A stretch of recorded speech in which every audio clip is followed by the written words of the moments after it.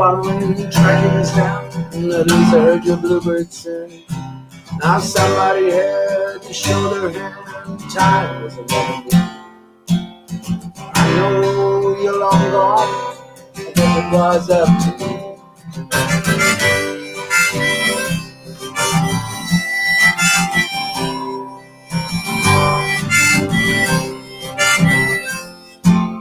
If I'd have thought about it, I never would have done it. I guess I would have let it slide. If I paid attention to what others were thinking, the heart inside me would have died. But I was just too stubborn to ever be governed by enforced insanity. So I had to reach for the rising star. I knew it was up to see.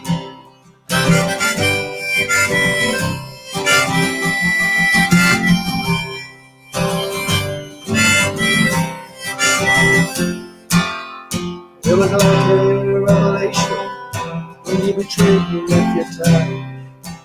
I just about convinced myself that nothing had changed that day. The old rounder in the iron mask, he slipped me the master key. Someone had to unlock your heart, but he said it was up to me.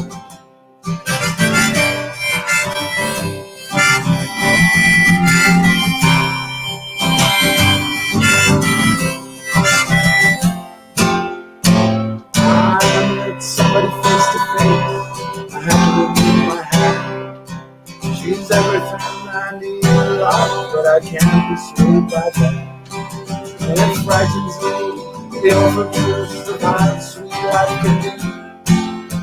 Someone had to make a move, I guess it was up to me.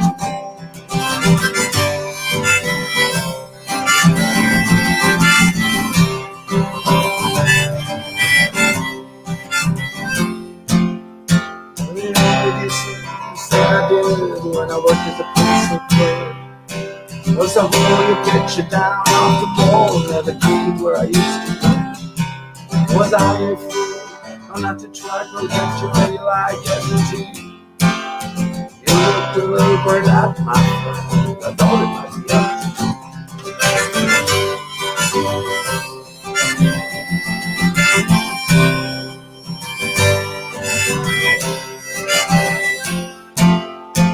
You heard the sermon on the mountain, renewed the sleeping blast. Well, I came around to nothing more than what the broken glass reflects. When you bite off more than you can chew, you've got to pay the penalty. So I had to walk around, and I knew it was up to me.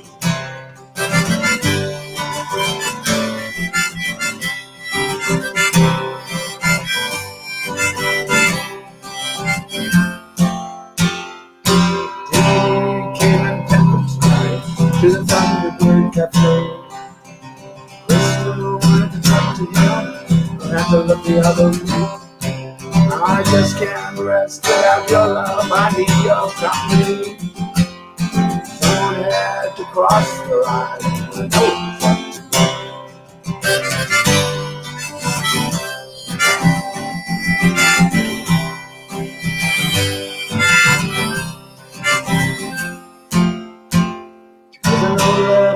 Bottle, you can give it to no while. But she's the one you've been wondering about. There isn't that much to tell. We both heard voices for a while. Now the rest is history. Someone had to cry some tears. I guess it was up to me.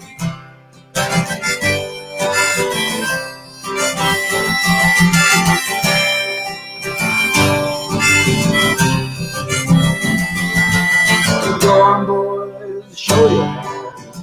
Life is a handsome man. We're in Louisiana, the county seat.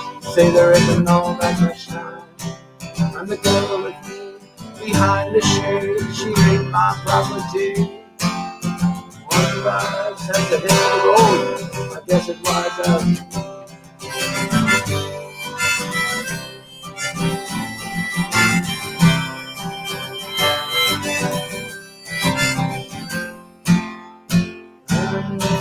Never meet again, baby.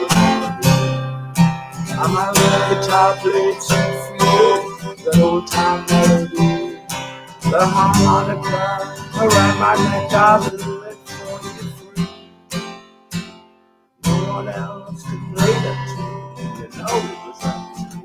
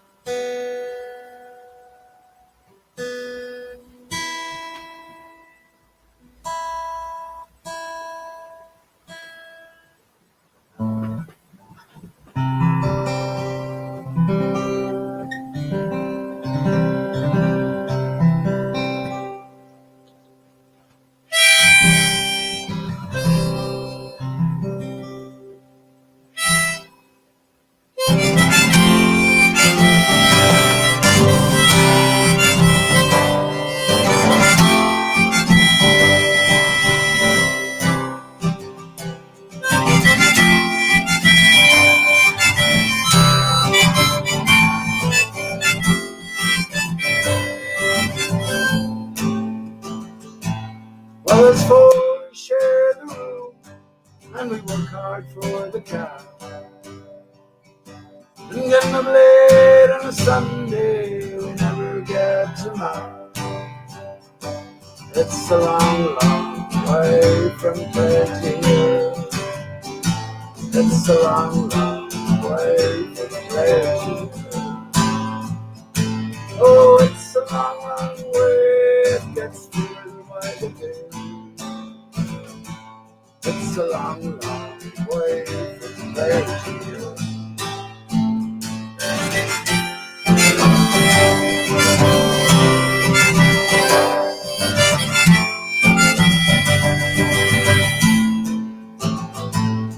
When Friday evening comes around, Terry's only in to fight her. My mom would like to let her home, but I'm not in to write her.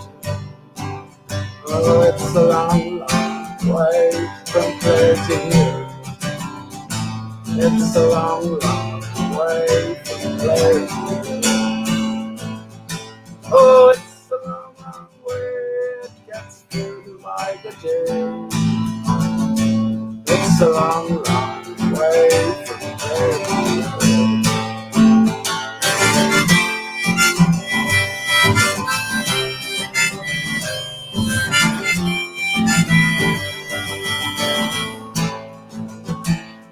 The only time I'm feeling right is when I'm into drinking. It eases off the pain of bedset and levels out my thinking. It's a long, long way from Claire to here.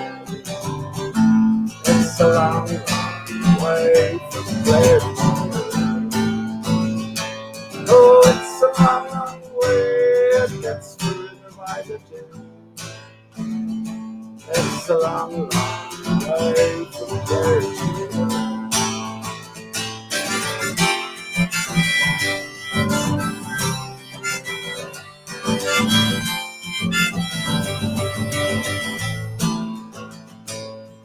It almost breaks my heart when I think of Josephine. I told her I'd be coming back with pockets full of green. Oh, it's a long, long way from Claire to here. It's a long, long way from Claire to here.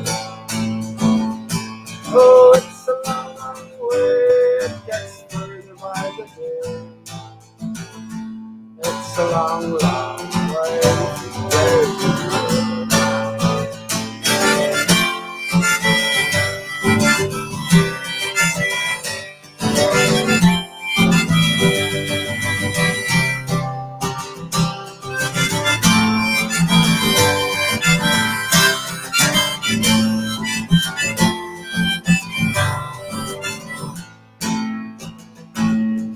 I dreamed I heard a piper play, or maybe it's an ocean. I dreamed I saw white horses on the other ocean. Oh, it's a long, long way from here. It's a long, long way from here. Oh, it's a long, long way. It gets further by the day. It's a long, long way from here.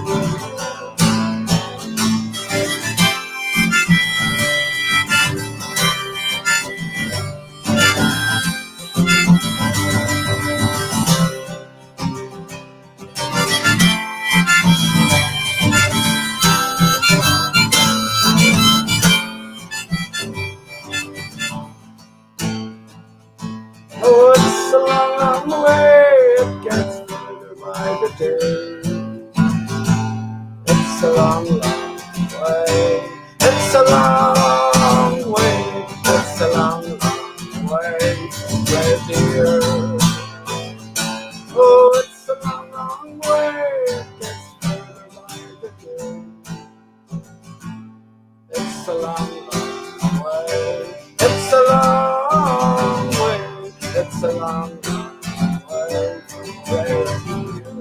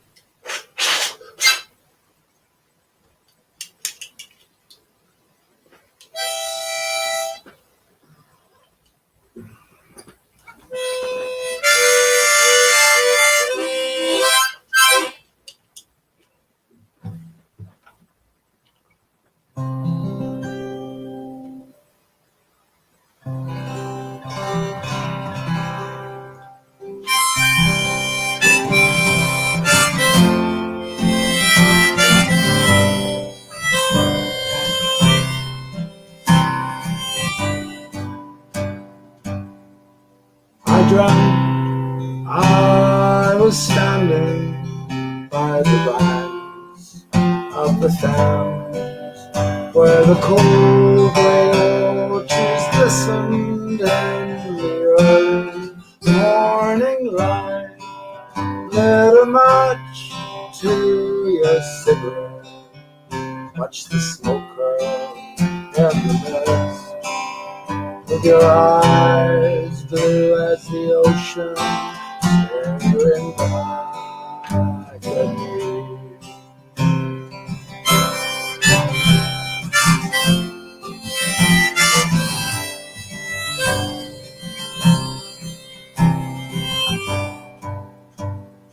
In a world so cold and lonely, in a faraway place, the sunburn cold upon my face, the cracks in the ceiling smelled hell, turned to the wall, pulled the sheets up over my head. I try to sleep and dream my way back again.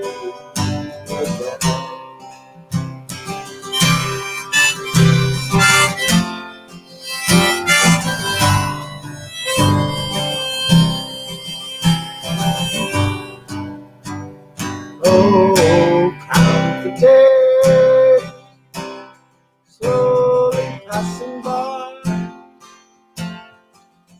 and jump on plane fly away. Oh, I'll see you there, where the cornflakes cry on a cold and misty morning under the outdoors gray.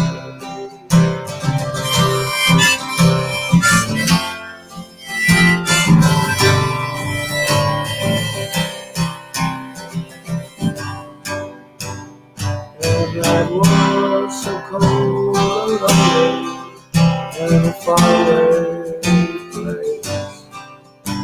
The sun burned cold upon my face. The cracks in the ceiling smelled hell, turned to the walls with sheets of gold. My head, I tried to sleep and dream my way back to you again.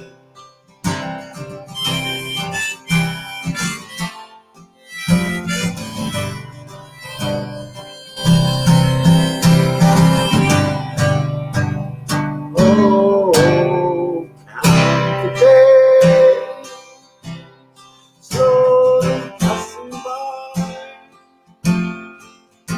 Jump on a plane, fly away. Oh, I'll see you there, where the cornflakes cry on the cold and misty morning under the outdoors. Oh, count the days, slowly passing by. Jump on a plane, fly away.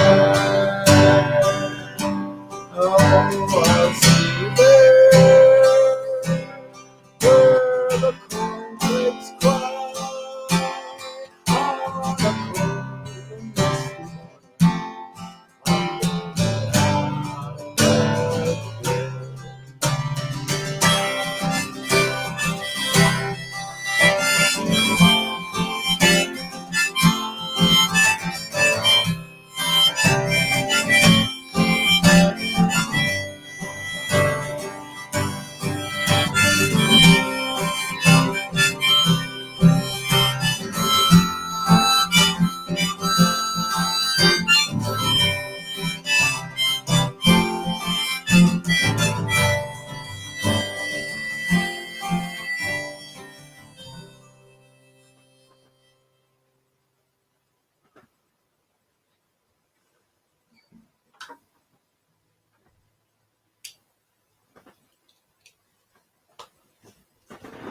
Greetings, friends. Greetings, dear friend, as I put in the chat. How are you doing?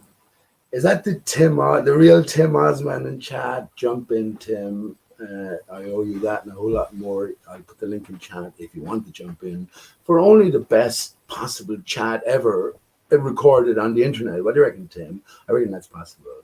But if that's you, reconnect me to Discord. I said I wouldn't ask anymore, but since you're on my channel here, if you want. If you don't, it's okay as well. Things are happening, right? Anyway, let me catch my breath after saying greetings to everybody. And, well, I haven't gone into chat yet. I put the link in chat because I have no particular agenda anymore to talk about. If I start talking about one thing, I could spend the whole show here reading out the Gospel of Thomas, for instance, and it'd be more than worthwhile. For me personally, myself as well. But also because other things have been sort of revolving around the Gospel of Thomas for a reason. Now, not to get diverted, but yeah, it's a clue for us. It's a series of clues.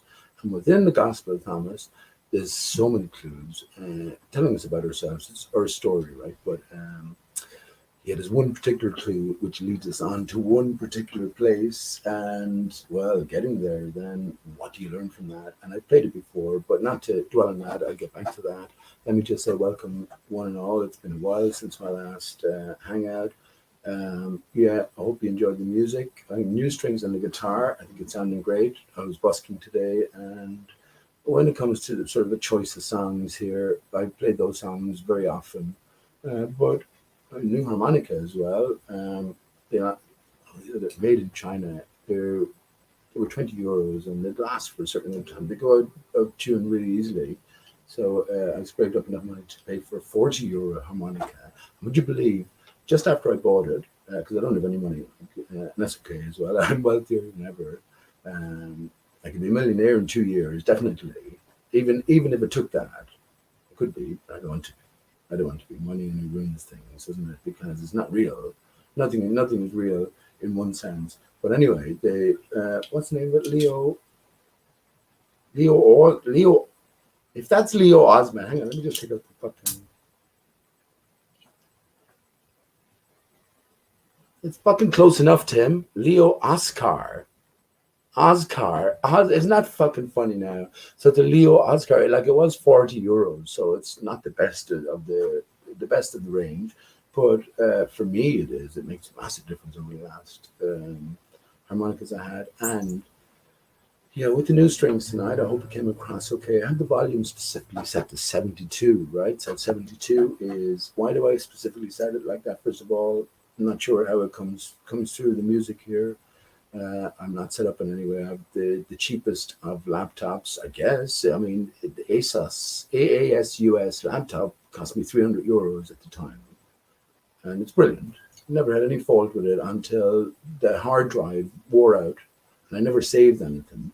So I have it there and all of my own research, music, writings, the Dodoisms, all of the Dodoisms are listed there, and there's hundreds of Dodoisms. And I only listed the Dodoisms that were worth listing. So Dodoism being something connected with the Dodo, aphorism, I mean, just a short saying, whatever, you can take it from a song. For instance, Wake Me Up Before You Dodo is a Dodoism because well, it involves dodo. There's a certain rhyming to it, but the better the dodo, that wouldn't make top 10, for instance, or the top 20. But the better the dodoism, the greater the sort of connection to the true significance of the dodo, which is, well, the bird never existed, right? Jesuisdodonomore. Look, fucking hell. I was wondering how this would come into context. And like JD, Jesuisdodo. And funny enough, I was busking today, right? And a group of lads stopped and they didn't have any English, but they liked the music or something. And I ended up speaking French to one of the guys, and I was sort of put in the spot because my French was, and I was, what do you call it, rusty to say the least. I love French. When I was in Paris with Sarah and Stephen's mom, and Stephen was in her belly, I loved it. I wanted to stay longer and sort of get engrossed in it and sort of refresh on the accent and everything. When I drove to my sister's wedding through the diagonal in France, it was the best country that I drove through, and I drove through lots of countries. So diagonally from Ireland on the way down and upwards and through Germany, Belgium, and lots of beautiful countries. But France just stood out at every level. And yeah, so I was just talking to someone in French today, but as a by the way, but yeah, just with Dodo. This is just I don't even shop anywhere. I mean, all these clothes are old. I don't give a fuck about clothes anymore. It's a hole in my pants. You don't believe me? I'll show you. I sewed that myself. I showed you the last time as well. Anyway, I'm after tearing it there now. You see it? I'm after tearing it there now. But anyway, I have fuck all. But that was a great investment. So the harmonica, which is Leo Oscar, isn't that fucking hilarious? Oscar Wilde. Just singing an Oscar Wilde song, or doing, actually I wasn't singing it, but I was just practicing it. It's 2LL, it's in brackets, Roses and Rue, an Oscar Wilde poem. I hold Oscar Wilde as just another character as well, right, Tim? But yeah, but the poem itself, well, it appealed to me years ago, and I decided to put my own music to it. But that was in a different key, so I was translating it earlier on a little bit to the key of C or A minor, particularly, and yeah, new what do you call it? To open up different variation on the theme, especially in key terms, and yeah, a different edition. Who knows what will stem from it? But yeah, that's funny as well. Another one of those coincidences but only sort of coincidental to me, I guess. Um, yeah. What do I have? Well, let me go through the songs briefly, right? Before I get, that's what I'm saying. I mentioned Gospel of Thomas. It leads us on to somewhere. I could spend the whole show just reading that, and it'd be more than worthwhile for me, and I should think everyone else as well. But no, I just decided, fuck it. I'll play a few songs. I'm going to have a drink and say cheers to everybody. Shalom to you. Best of will, best of luck, and best of wishes and love to everyone. We're all in this boat together, right? Cheers.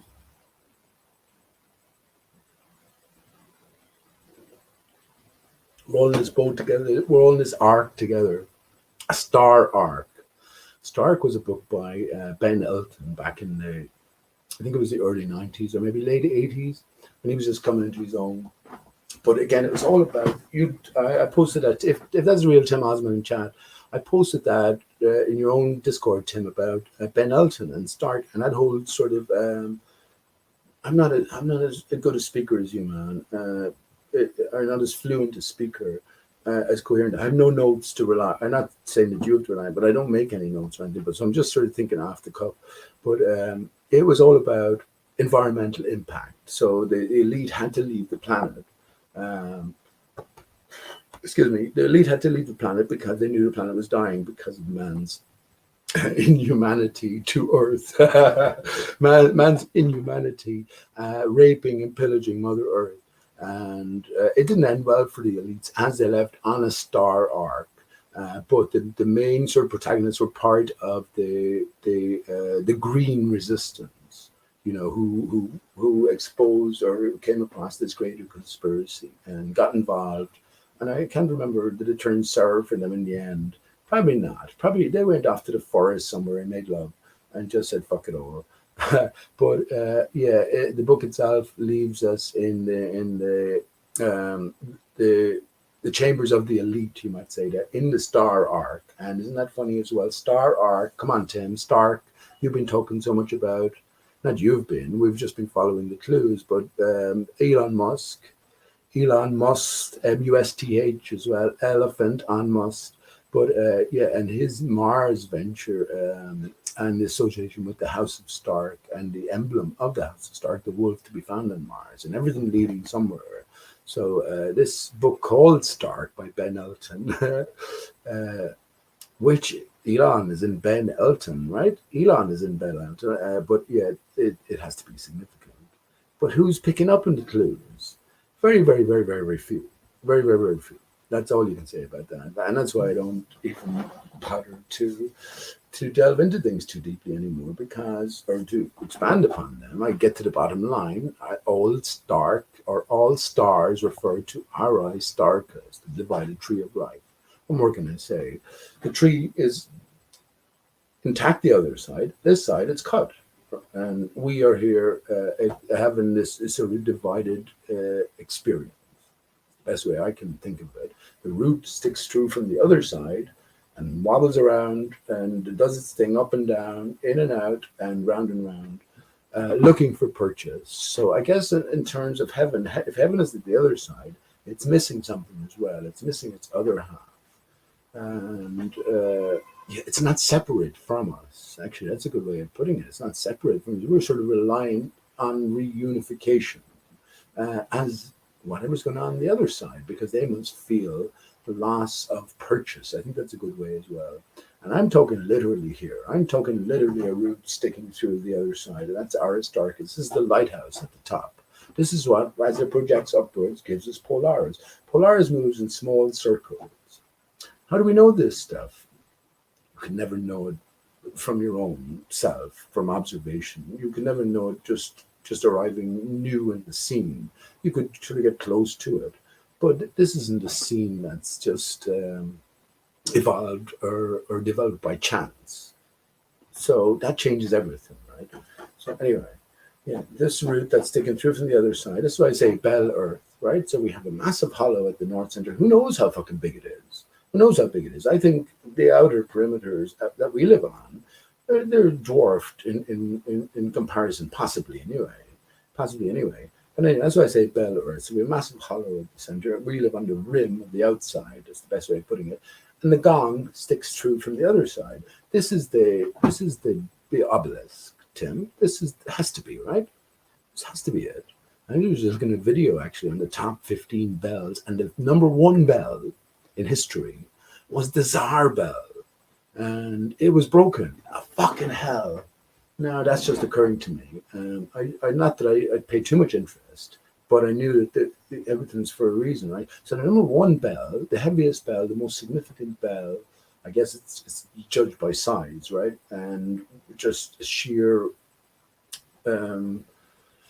context, how it envelops space around. And also, I guess the bigger the bell, the greater the resonance, whatever you decide to gong it with.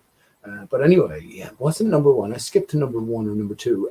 I got to number one, and number one was the Tsar bell, TZ or TSAR, which is an anagram of star. The star bell, which never functioned. It was broken from the start. There's a star again, 2 stars. So it's broken from the very start, and you can see the broken piece. I can bring up the video here, but I haven't prepared any of this. I keep bending my nose the other way, because it looks that way. First of all, if I was to sit naturally, I'd be sitting this way. So I'm sitting on the side of the bed. But yeah, I keep bending it the wrong way. Everything's mirrored. But I shouldn't look at myself. But I'm not ashamed to look at myself as well. But yeah, the Tsar bell, TSAR, in Peter Square in Russia. Peter Square, right?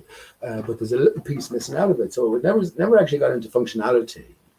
And now that I think that Big Ben was mentioned, England was home to maybe 5 out of the top 15 bells in the world. I didn't even listen to it all, to be honest. So yeah, but Big Ben was there, and there's great mechanical genius gone into the building of Big Ben, which is BB, to be or not to be, because we are divided as well.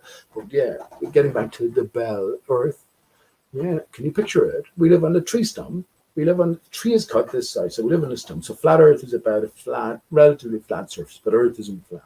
As we go closer to the north, I think we come across a barrier which separates the inside and the outside. And should you make your way to the inside, well, then you have a massive fucking crater, a massive hollow, a massive fanny, a massive vagina, a massive cunt. That's what you have. The dick is sticking through the other side. This is it. This is the root of it all. That's the root. That's the gong. Look at him with his dirty talk. Well, how do we get here? What encompasses our sort of being? What encompasses our natures as we know them anyway? Well, this gets to the core of it, doesn't it?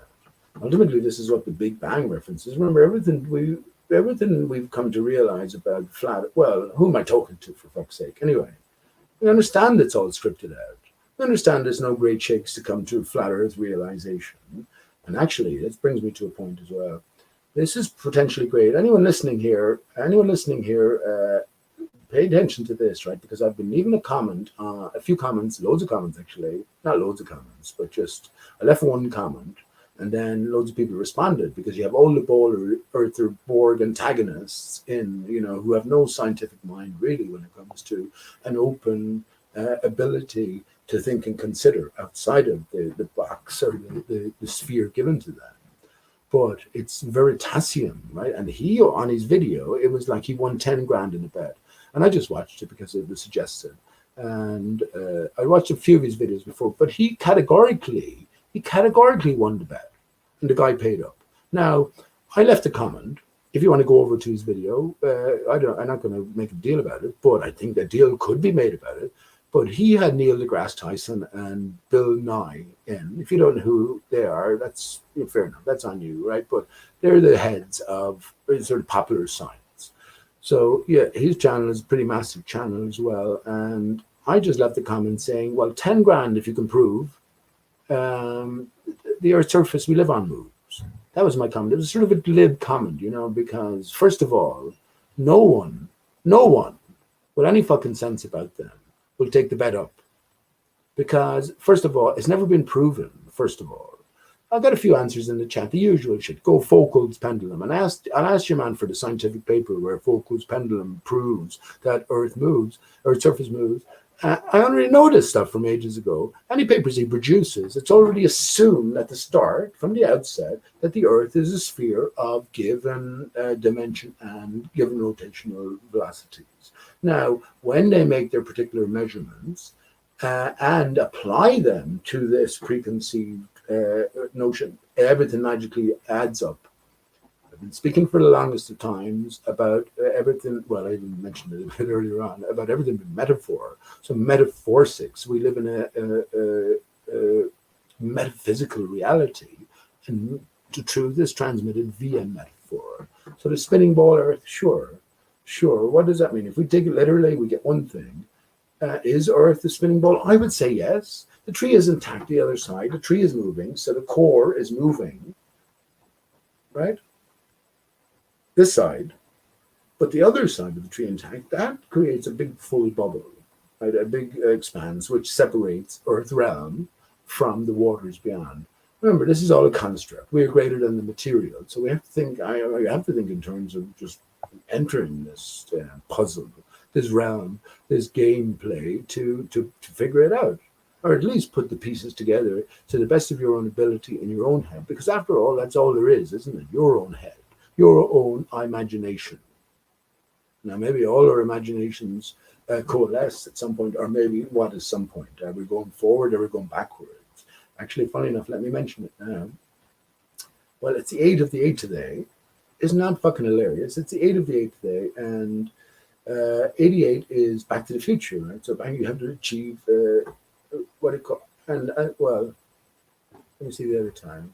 I was just going to say it's 121 gigawatts of power and 88 miles per hour in order to transmogrify. Well, is that the good word? Transmogrify time, or the very sort of essence of time. The divide of time seemingly creates, I guess. So to breach that divide. Now, what time is, that's a different matter. Of course, I'm going to say what I've always said, or what I've said many times before. Time goes back to ARI-STAR-CHUS. It goes back to this root at the center and what it creates. We gauge all time by the greatest influence in our lives, which is the sun. And that's what, well, it's all about the passage of the sun. When you look into the meter and how it's defined, or when you look into the second how it's defined, one is, first of all, defined in relation to the other, but it all goes back to the sun. And ultimately goes back to, well, a distance to the sun. And I've mentioned this as well. I don't think anyone else has sort of spotted this, but if they have, that's fair enough. But 93 million miles, or MLS, it could be understood to be millimeters, MLS. I know millimeters is MM, but it could be MLS, millimeters. And if it was millimeters, that would put the distance to the sun at, I think I worked it out as 58.875 miles. I could have been off just using 1600 as an average figure for the number of meters in a mile, but in and around the 60-mile mark. And doesn't it turn out that the 60-mile mark is the Kármán line distance, the Kármán line distance? Now, in my view of what's going on, so yeah, the tree is cut this side, so the bubble is intact the other side. So the tree is cut this side, and we have a collapsed bubble. Do you know that game, Frustration, where you press down on the dome and the dice flicks up? I remember that from the 80s, and you had to get everyone home. You had to go around the block and then get everyone home into the center. So that sort of thing. We have that little bubble in the center, and then we have the outer bubble. So it's like a collapsed bubble top, that sort of thing, spider shape. The fundamental, in my thinking, of course, is that it's elongated, so it's oval. So we have this outer passageway, or outer track that the sun reflects against, and the highest point along this outer passageway is, well, the equatorial areas around, that way, whatever. But yeah, and how high is that? That's what I say. That's what the Kármán line figure references. Can you prove this? No, it's not about proving anything. This is about reading the clues or putting the pieces together. But that's just an interesting curiosity, or a sort of intersection there, isn't it? So if the sun at its highest point along the outer barrier, as we experience it, because remember, it moves just like this, in and out, and around and around. And So depending on what the sun is, but yeah, that would be a good way of representing the highest point at which the sun, or the distance to the sun, which is a vertical distance. Now, if I'm here in Ireland and that's a vertical distance of 70 miles above or 50 miles above equatorial areas, well, then I can work out the distance, just using triangulation. That's easy enough. But it's meaningless in another sense then. It doesn't sort of equate to our old ways of thinking. But yeah, that's the idea. And I think it's a pretty good idea as well. So 93 million millimeters turns out to be close enough to 60 miles, which is the Kármán line distance. Anyway, where was I? See how I can get distracted so easily and get sort of lost. And I haven't even talked about the songs yet. I was still on the harmonica and the Oscar. That's come up so often. Americar. Tim Osman is in chat.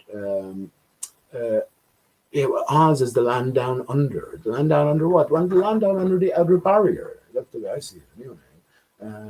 I had a few conversations today about flat Earth. I actually had a mad conversation. It wasn't even a conversation. I gave the fuck out to him. And that's the cop. There was a cop in the garage across the road. And I gave the fuck out to him good. And, what are you supposed to do, man? What are you supposed to do? What are you supposed to do? They can't do anything then. Imagine being in a situation. Imagine being a liar. Imagine being a liar. And imagine being around liars then, that you knew that, you have to keep lies. I asked him, did he believe in God? And he said he did. And I said, I knew he did. I said, good. You think God won't demand justice? Some says, I said, it's one thing for me, myself to lie. But if I take an oath to you or make a pledge to you, and then I lie and go against that, he's on 60 grand a year. 60 grand a year. I said, for fuck's sake. And the whole thing is a lie. And I'll tell you something from him. I meant to say it to him because I could see it clearly. He's gone, I wonder what you think about the Delta virus. And of course, I'm saying it's all bollocks. Of course, it's all bollocks. We've all been fucking fooled. But there he put his mask up. A big dirty old fucking mask as well. As if it's protecting anything. From anything. As if I never worried one bit about anything from the start. And in a sense, I've never been healthier now. I've found out some stuff recently which fucking destroys my life. But that's okay. That's okay. Everything has to go, I guess. Under no illusions. But I've never been healthier in a sense. Singing at the top of my voice. Well, anyway, singing at the top of my voice.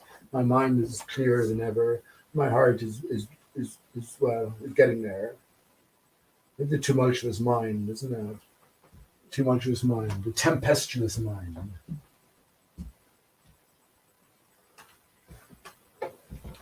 Remember, there's no separating this from this, nor from this, because we are the three in the one. And I talk about I'm speaking to myself as well. I'm just sort of going along with it, but I talk about the same things. Everything goes back to the same things. All stars go back to ARI-STAR-CHUS. Oh yeah, that's what I was talking about with the bell Earth and the Tsar bell. Yeah, so it was never in use, but yeah, they have it there as a central sort of pillar in Peter's Square. I'm sure it's Peter's Square in Russia, and there's a little piece missing off the side. I think that's the bite out of the apple.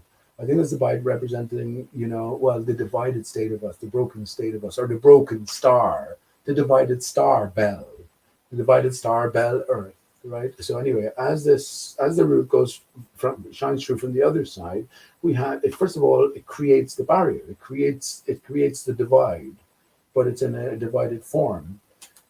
So everything is unnatural. But its primary reflection is Polaris. So Polaris travels in small circles, just as ARI-STAR-CHUS at the center of this root travels. And then it's Polaris's, focal reflection, which gives us the sun. The sun is the primary reflection of Polaris. And as the sun goes around and around, its primary reflection is the moon. Now, my thinking is, because we have this elongated oval barrier, we have a dual reflection. So ultimately, when we have a separation between all of the night sky, the stars, etc., external from the wandering stars, the planetary solar system, when we're dealing with the solar system in real terms, these are just reflections of the primary reflection of the sun, right? So we have seven planets. Now, when it comes to the universe at large, Polaris is the main culprit, the main projector, the main reflection, the main expression. And when it comes to the source of Polaris, well, it's this root at the center, right, which is sticking through. And it moves in three ways, round and around on a daily basis, in and out. This gives us the moon phases, right, on a monthly basis, and then up and down on an annual basis. And this is what's celebrated. When you fucking ride a woman, you go up, right? I'm not going to say forgive me anymore. When you do these things, this is what you do. Ultimately, the creator earth here, Mother Earth, represents the vagina, the lacking. And then through from the other side, then, which is the divine sort of impregnation. Well, this is the root coming through, the rod of God. What are you going to say? Are you embarrassed by that? Why would you be embarrassed by that? When you're half of me, if you're a female, think about the things that you might have done with men, whatever. If you're a male, think about the things you might have done with females. Think about the things you might have thought about. Right? What? What are we for thinking these things or for doing these things? Well, there's a divide there to begin with. It's an integral part of life, all of these feelings that we're having, because there's a physiological and a greater spiritual divide as well in play. And this is the male divided from the female. And yeah, this is what I mentioned earlier on, and I mentioned it before. Down the back, right, you connect your other half. That's clear. That's clear that divide is in play. Yeah, 20 is an important figure, Tim. You were mentioning, if you're still there, 20 is two tens. 20 took two tens, but I never thought of it in terms of those terms. But it is, of course. And, well, yeah, we don't have just 10 digits. We have 20 digits. Actually, we don't. We have half of that. We have 5 digits. Fucking hell. Because, we're blended. We're a divide from something that was once blended. So how does this divide sort of manifest into me? Well, I'm a half of that, and then myself, I'm divided, right? Externally, I'm mirrored down the center. Internally, then, there's a twisted divide going on. And it's this untwisting that we have to sort of come to terms with. And how do we do that? Well, we follow the pipes. We follow the pipes. We follow the pipes. The left brain controls the right side. And, well, my pipes terminate. Not in me. I don't have 2 dicks. That's my jumper, by the way. Which is sort of, I don't want. I don't want walking down the road. Oh, look at him! He shit himself. I didn't. It's just my pants is torn. And so the jumper is good as well. Although it's pretty hot still. So it was a nice enough day in the evening today. And yeah. So there's that divide down there in the center, and the internal organs. So there's a difference between the soft tissue, internal organs, and the skeletal structure, and the skeletal key as well. But I think this is the fundamental third divide then, which is a crossroads, across the heart. The heart is divided, the earth is divided, the ether stems. When we talk about the ether, so this force now that's coming to withhold the waters beyond and do its thing, well, it has a reactionary force, and this is what the ether is. As we go upwards, the air thins out, and the temperature drops to a certain point. But as we rise higher again, then the conditions change, because I think we're entering that sort of intermediate zone. Is it 60 miles up? Is that unbelievable? Is that unbelievable? Yeah, well, not to me. Maybe to you. The billions and gazillions of miles given to us as a contrast for our minds, tempestuous mind, to be able to sort of consider and encompass. When you can find sort of comfort within that acceptance, which I did.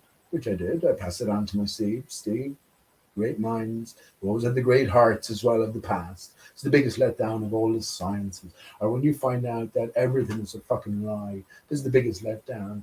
That the trust you placed in people, especially people with great minds, and especially minds which were focused on the things that could be, with great difficulty, I guess, opposed or debunked. That's the appropriate term. Einstein being a particular example.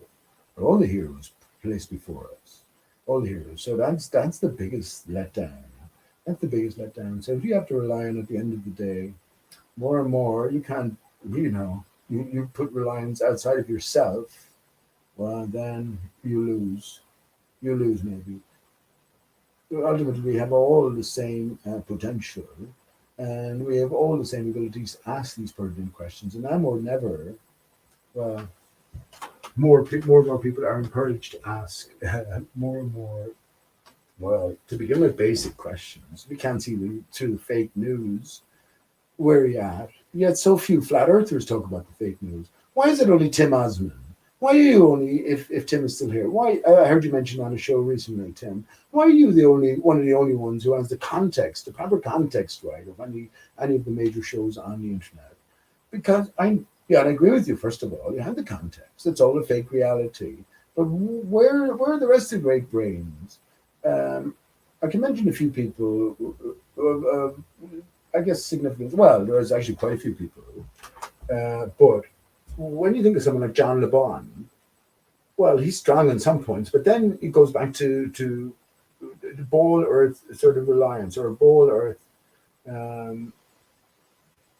justification or arguing sort of position. Now, I know him better than that. So knowing that flat earth is an open secret, he therefore reveals his limited role or his limited hangout more easily than others. But yeah, why are there so few people talking about the whole encompassing of all the issues that there is to talk to? You can't just talk about one thing and say it doesn't affect another thing, and or just focus on one thing. Or you can do what you like, but you're not genuine if you do that. You can't be. You can't be. And there's so few genuine people around. It's sad.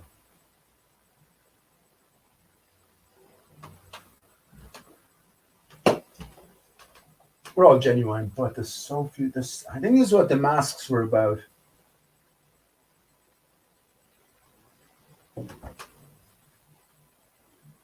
We already wore fucking masks our whole lives. All our lives are structured. All our lives are putting on a face to meet the faces that we meet, whether it be a work environment, whether it even ultimately be a familiar environment, family environment, or boyfriend, girlfriend environment. This is where, other factors come into things then. And when you let loose, when you have a few drinks or you smoke a bit or take some drug, you get away. And, the truth sort of comes out more then and you go more with your urges or whatever. But, this is not the consistent way. And you have to live sort of consistently. It's the only way. If you're bottling stuff up, well, then you're living a fake existence. Even if your existence is miserable, if you're not fucking fake about it, well, then so be it. So be it. I think we're here to have miserable existence, only to climb out of it. I'm thinking at the end, it's not over yet, but only to climb out of it. But yeah, that's the whole purpose of it. To become happy within a lie. Well, I think this is what the masks are ultimately about when it comes to Corona. And I've thought about that for so long as well. And the children don't need to wear masks because they're pure and they're true. It's the adults that are fake. It's the adults that are fake. I'm trying to be as fake as little as possible. I mean, we've always tried to be that way, but who the fuck am I? Who the fuck am I, though?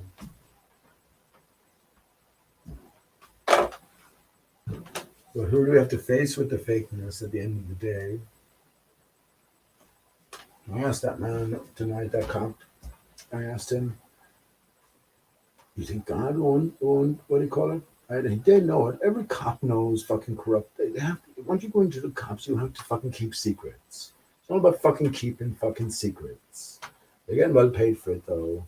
And profiteering from keeping secrets and fooling people. What sort of life is that? What sort of life is that?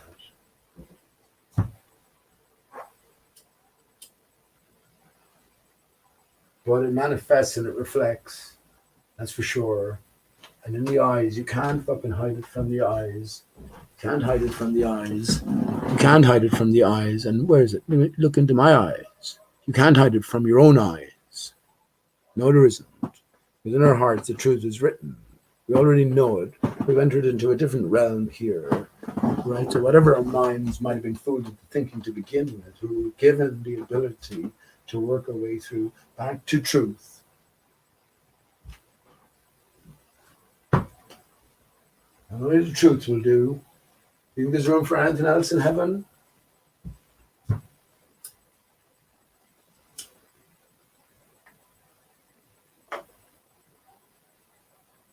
Funny enough, I mentioned the Tsar Bell in St. Peter's Square. Where do you go when you get to heaven? Well, you get to the pearly gates, right? And who is guarding the pearly gates? St. Peter. Isn't that interesting?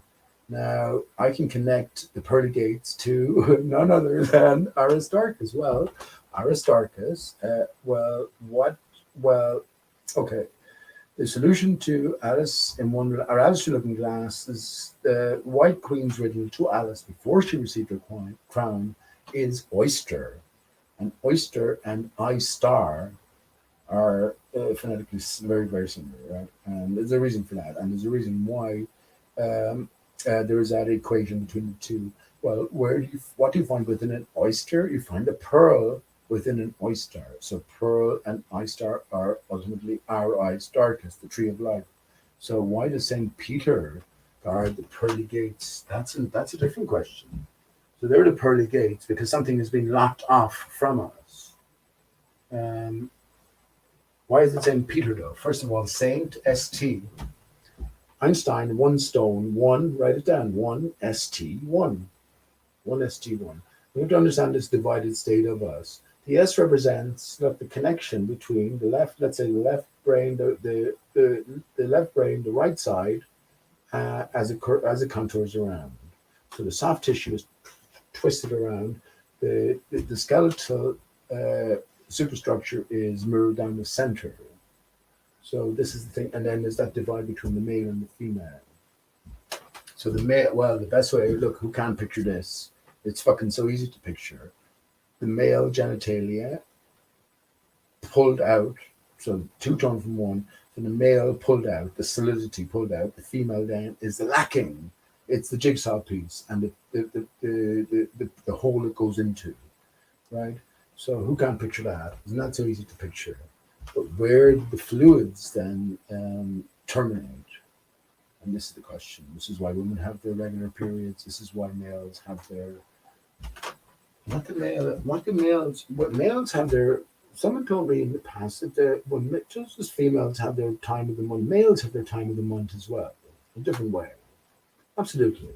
There's that intimate connection between both, but in a completely different way. Males are filled and females are, what would you say, empty in that way. Which brings me back to, well, Gospel of Thomas. So the biggest clue was when the disciples asked Jesus, when you go, what do we do? He said, go on and follow and seek out James the Just, or James the Righteous, just, J-U-S-T as well, right? Go and seek out James the Righteous, because it was for his sake that the heavens and the earth were brought into being. So, massive clue for us. I'm not sure, was it number 22? I should seek that out. But it was chosen a specific number for a specific reason, as far as I'm concerned anyway. But within that, when we look for James's writings, there's an official book that made it into the Bible, but then there's a Gnostic text called the Secret Book of James, and I've played that on my channel before. And I think inside of that, this is exactly what Jesus talks about. It's talking about when to be filled, when to be empty, and the different sort of stages, the different timing of everything. It's like when a woman gets pregnant, right? When's the most likely time you get pregnant? After ovulation, as far as I know anyway.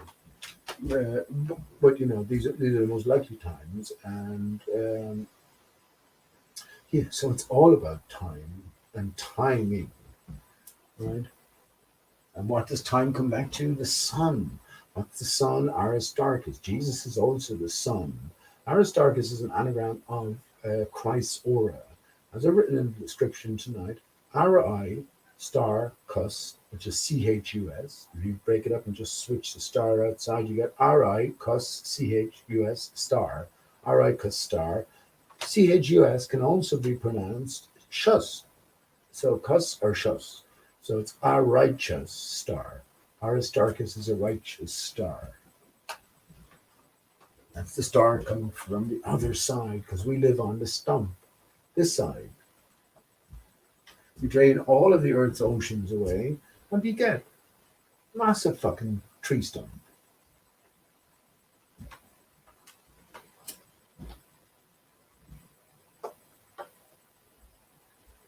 Don't get me to post. Well, I will. I will actually. Actually, while I'm talking, I will post this. I'll share my screen, because I'm not fucking bringing any new information. There's nothing new under ARI-STAR-CHUS. How does it connect to anything? You might say, fuck it, I'm just having a talk here anyway. Maybe everything connects to everything in every way eventually. Let me share my screen.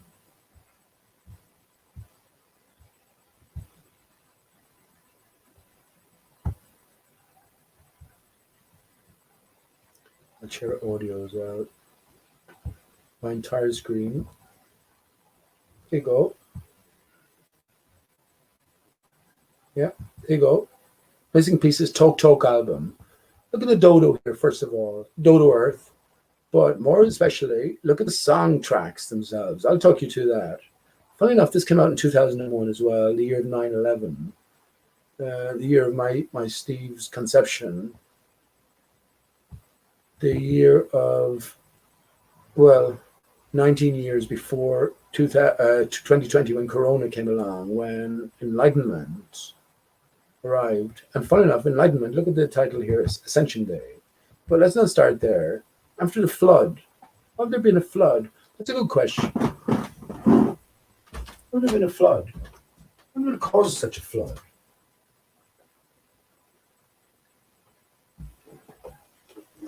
So the dodo represents at the top as the changing face of the land post-flood.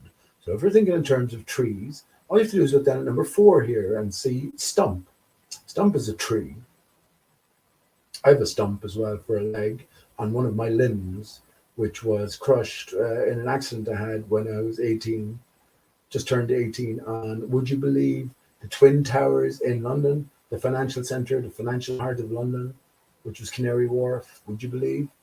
Well, it was Twin Towers at the time. They've expanded the whole, what do you call it? But these were these 2 big twin towers that were being built, and I was on one of them. But yeah, after the flood and stump. Right, so the stump arrived after the flood, and the rainbow also arrived after the flood. Because why? Well, imagine a stump, a tree stump, lighting up a stump. What shape would you expect it to be? Something very lighting up the stump from underneath. Something very sun-like, I should think, right? Very circular, seemingly circular. Yeah, seemingly. That's all. Seemingly. So this is why the rainbow came into being afterwards, because, well, we have this circular source. But yeah, if you think a rainbow is bold, well, it isn't. It just depends on your perspective. The proper perspective, it's circular. If you don't believe me, just YouTube it. But as we look to the list of songs here, After the Flood, excellent. Mirror Now, everything connects to ARI-STAR-CHUS. Mirror Man. Well, before ARI-STAR-CHUS was so named, it was called Balthasaria. And Balthazar is one of the 3 wise men, the astrologers, which was said to have brought the gift of, well, none other than myrrh, which what's myrrh? Well, it's an extraction from a resin, which is taken from particular trees which grow in particular areas, which has great sort of, actually I should look into the healing values, or what type of properties myrrh does exude. But more importantly than myrrh is myrrh, M-I-R-R-O-R, and well, we're dealing with the mirror sky. We're dealing with waters beyond. We're dealing with an energetic barrier, reactionary force in terms of ether, and we're dealing with a central emanating source from the North Center, which is the core of the tree stump, the heartwood, right from the other side. So this side, then we have the hollow, the fanny, the country. We all live in countries. So yeah, that's the idea. And well, mirror sky as well. Yeah, astrologer, Balthazar being an astrologer. When we look up at the sky, night sky, we're looking at reflections. This is why the stars disappear beyond a certain point. Now they never actually disappear, but they disappear to our visible spectrum. When you get different spectrums on your cameras, then they'll remain there because the energies are still there. Why don't we see them anymore? Well, it's because of the water in the atmosphere. It's water everywhere. We actually see things through the water. We breathe water. It's just to varying degrees. There's a varying degrees. So why do the stars disappear? Well, because there's no water to see them through anymore. So they gradually disappear. The sun diminishes, or the moon diminishes to a black dot, the higher you get. A black fucking dot. That's all. Prove me wrong. Prove me wrong. Call me a fool if you like. I don't give a fuck. Prove me wrong. A black dot diminishes down to. And the sun is far from circular as well. The sun reduces down to something very, very, very crater-like. Or, as I've mentioned many, many times before, anus-like. Or iris-like as well. Right? Now, the number 3 here song is new grass. New grass, well, when you have a stump, you have new growth, right? Remember, no forests and flat earth? They're not forests. They're not forests, they're twigs. The biggest trees are the smallest twigs in relation to what was. So this is what I'm saying to you here. This is an album from 2001. They know this shit. I'm fucking sick of it. I'm sick of knowing that people know this stuff. Then there's nothing new. There's nothing new. And it bugs me. But they have to be let in it then. You have to make part of the crew, part of the group. And if you are, then, you know, you become a clue giver. Then there's the puzzle there for everyone else. And if life is just like this great puzzle for all of us to participate in, well, then these are certainly predominant clues. And, you know, my bottom line on all of this, life isn't very complicated at all. I think we're such greater spirits of such immense power. It's easy to encompass, you know, in our thinking what might be going on, in our hearts, in our gut, what might be going on. But, yeah, we can't do it alone. We can't do it alone. And we must accept that there's very little new under ARI-STAR-CHUS. What can be said to be absolutely new or unique? I don't know. You can't even say music to a degree. I guess a song, you know, something along those lines. But even still, when you break them down, then they're sort of compositions of everything that's been repeated before ad nauseum. You know, but it's not inimitable you, is what I say, is that brings that uniqueness to everything. That you, that potential, that latency within you. Whatever that means.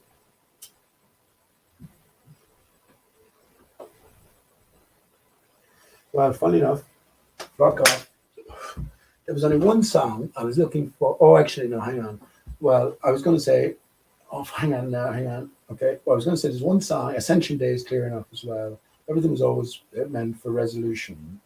Is it this year, 2021? Fucking hell. I don't want to count anymore. But yeah, so I got that. I got the context of that. But number 7 was, isn't it funny enough now, a piano. There's 88 keys on a grand piano. So here we are, 8 is 44, half of 88 or double 88. We are all of us in Underland. If you have 3 of a kind and you make 6 of a kind, do you divide or do you multiply? That's a question. So I thought it made sense of number 6, and I was waiting to make sense of number 7, but maybe not. So number 7, which is piano. Well, I'm just saying I can make one connection here, but 88 being the number of piano keys. 88 is HH, hidden hand behind everything. But the 509, any suggestions for 509, how it connects to the greater theme here? So let me just run through the greater theme as the story is told. So the tree was intact beforehand on both sides. Remember, friends, the dodo only was discovered. Let me go back up to the dodo. The dodo bird never existed, right? But here it is as the earth. Now, dodo bird represents the stump of the earth, and the tree was cut this side. So as we make our way from that story, so the dodo bird was discovered in 1598, which is 423 years ago today, and that's how long I say our kind is in existence in this form. Isn't that something to behold? Isn't it? To hold that in your heart that that's true. I do hold that to be true. 423 years. That means that everything I fucking do is more significant than ever. Everything I think, everything I say, everything I encounter, all those I encounter, everything I experience, because a totally different history, a totally different reality, a totally different story is in play. As my story, which is the mystery. And I am you. I am you, if you're male. Our story, well, it depends on who else is in play. Are the reptilians in play? I'm pretty sure of it. I saw my son's mother's eyes turning to slits one night. That was on 2 different occasions. I saw that. I don't know what that represents. Is it the fucking heart of the material? But I saw them turning to slits, and I don't say that lightly, and I've said it before. I stand over that. I don't know what other kinds are in play here. I don't know. Like ultimately, we're all connected. I don't know if there's a sort of gradient, a distinction between layers. You move your way up, move your way down. I don't know. But that there are other types, other classes in play. Absolutely, I have no doubt about that. I believe in fairies. I believe in ghosts, specters, Bigfoot. You name it. Demons. Yeah, I mean, come on. Anyway, as we walk our way through this, so we see that the dodo is at the prime sort of listing, the prime focus, right? We see in pictures. So yeah, it's the story after the flood. So the dodo came into being after the flood. So the tree was cut, so the stump presented itself, right? And the water's invaded because the barrier collapsed, and we have land as it juts above the invading waters. How many times did this happen? Did it happen before the dodo? Was the tree definitely cut in 1598? I have to say yes. So it's that sort of recent. So Mirror Man then, well, after the flood, well, first of all, the dodo emerges, good one. Mirror Man then, well, we have a mirror sky. We have an emanation from the cut penis, the severed penis. Remember, what's his name? John Babbitt? Was it John Babbitt? John Babbitt.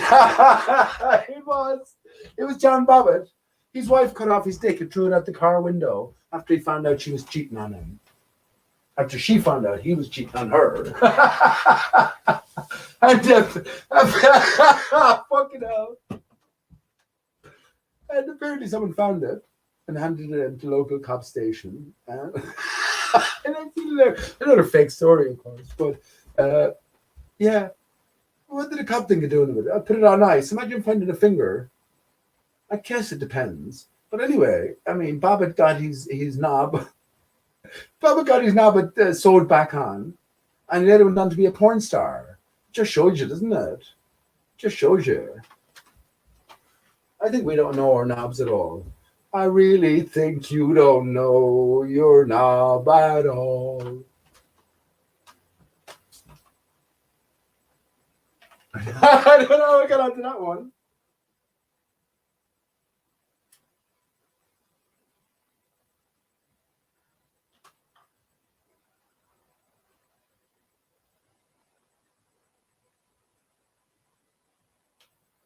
Well,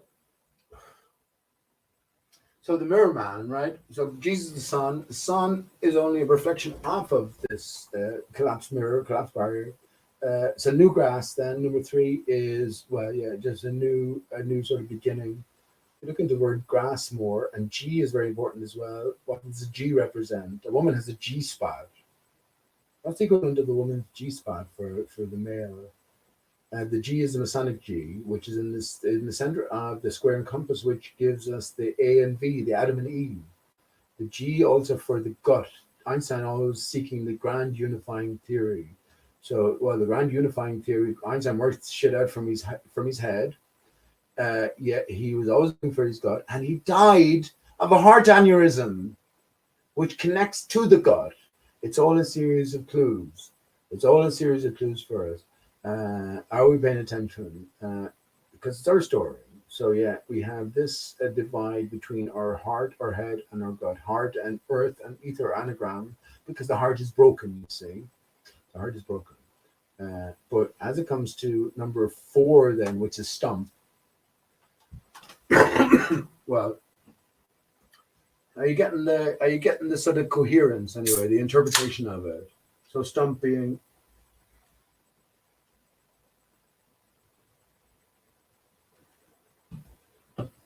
4 is also another interesting letter, or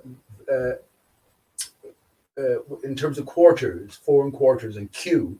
QAnon is big in the news, and JFK Association. Well, I don't want to even get started on that.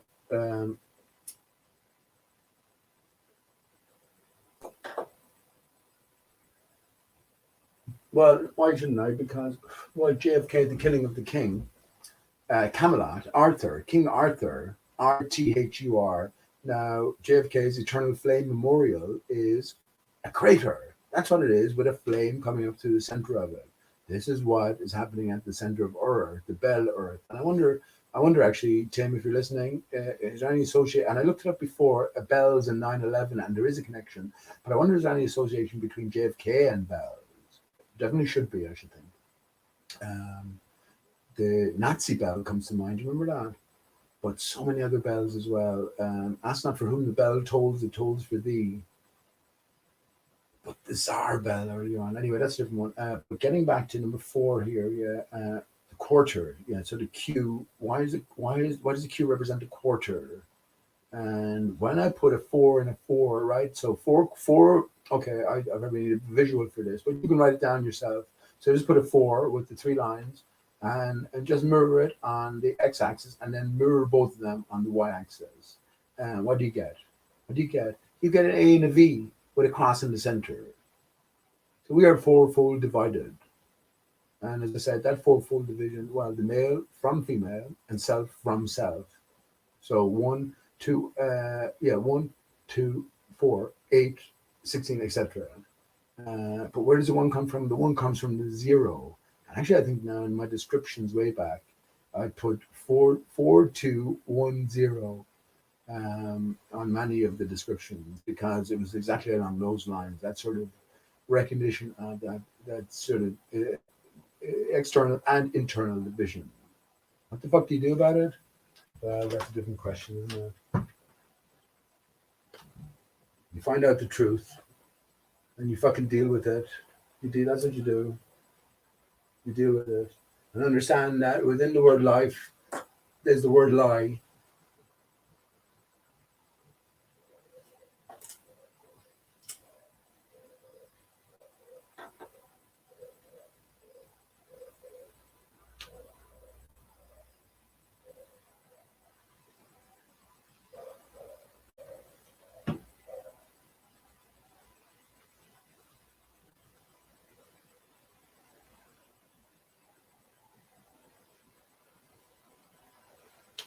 Ascension Day. Ascension Day.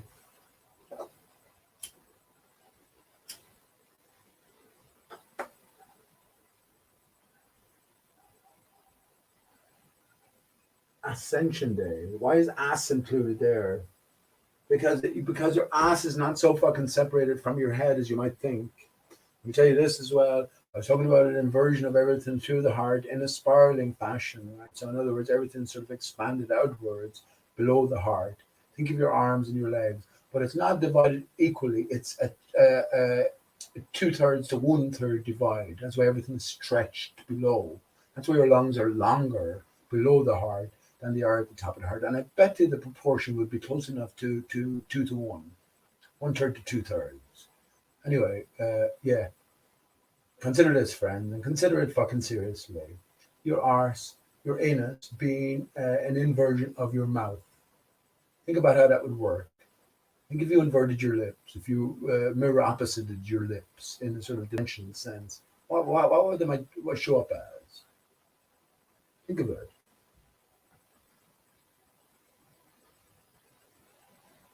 You're talking shit. You're speaking out through your arse.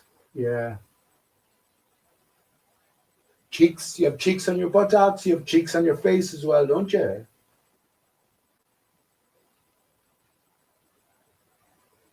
One is pretty small, the other is fucking massive.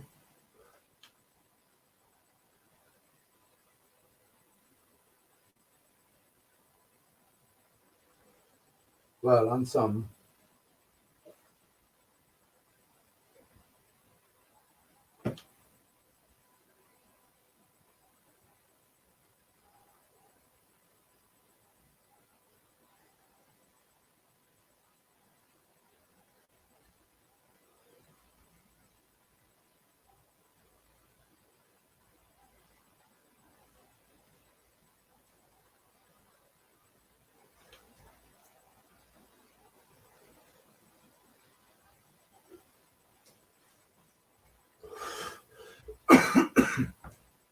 Anyway, let me say that again. Okay, so well, actually, let me get rid of this first of all. So yeah, everything sort of leads on to everything else except 509, and I think I had that figured somewhere, didn't I? I think I might have had that figured somewhere, but I just it's not coming to my head now.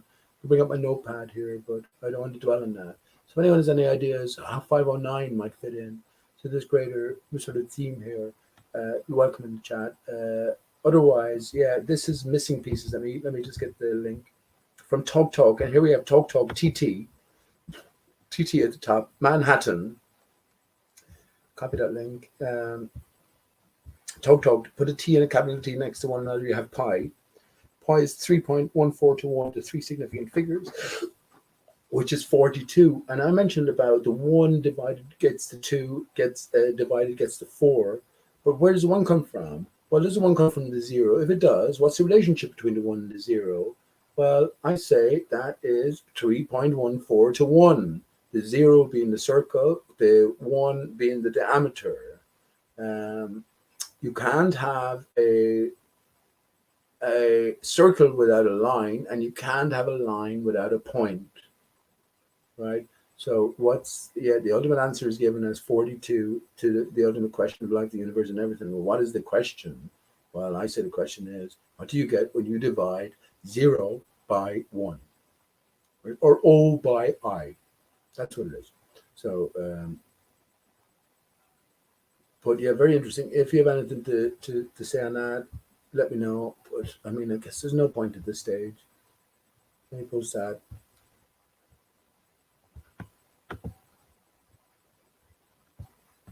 Oh yeah, let me post the link as well, because I have nothing especially. I could talk about so many things, and I'm going to play a few songs. Let me post the link, and you're more than welcome to join for a chat. I'd probably do better if someone was in chat with me, and you can ask me a few pertinent, specific questions. But yeah, getting back to what do you call it, Veritasium. Yeah, so I posed this question, 10 grand for proving the Earth's surface moves, and there's been a few takers. Someone said, put it into an escrow account. And I said, well, I meant it as a glib comment to begin with. But then I thought about it, and I said, well, okay, get Veritasium himself to consider the bet, because he's old videos about a bet about a sort of a land sailing construction which traveled faster than the wind, which was deemed impossible by a physics professor who was proven wrong. And your man Veritasium collected his bet. But he's in contact with people like Bill Nye and Neil deGrasse Tyson. And Smarter Every Day. You know that guy, the people with the big sort of say. So I left a few messages. Go over there. Let me bring up Actually, let me share that screen. I'll actually do that now. I don't give a fuck about this, man, because, these are all fakes. They're not fake. They're dealing, what he does, they deal with real science, real applied math, real situations. But when it comes to these greater and deeper questions, they won't fucking touch them. They're the ones then who claim to be of the scientific mind. They wouldn't. No one can handle me. I'm telling you, no one in this fucking world, no one in this world can handle me. And you think I'm full of shit? Well, I fucking handled them all. You weren't there. You weren't there, but they were there. They were there. Not because I'm any great shakes. Shakes. Shakes. No, because what? I have truth on my side, and I know they're fucking playing a collective, deceptive part. Like there's so many fucking conspiracies in life that you find out which break your heart. Yeah, what is a conspiracy? It's only two people colluding with one another to deceive someone else. That's all that is, in some way or another. But you know when you find out your life was one big fucking conspiracy. Anyway, let me go back to my history here. I'm glad they don't show porn history on YouTube.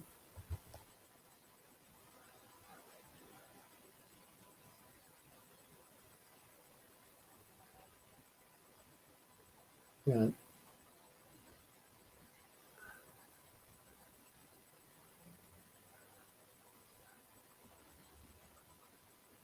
Here it is. Here it is. Look.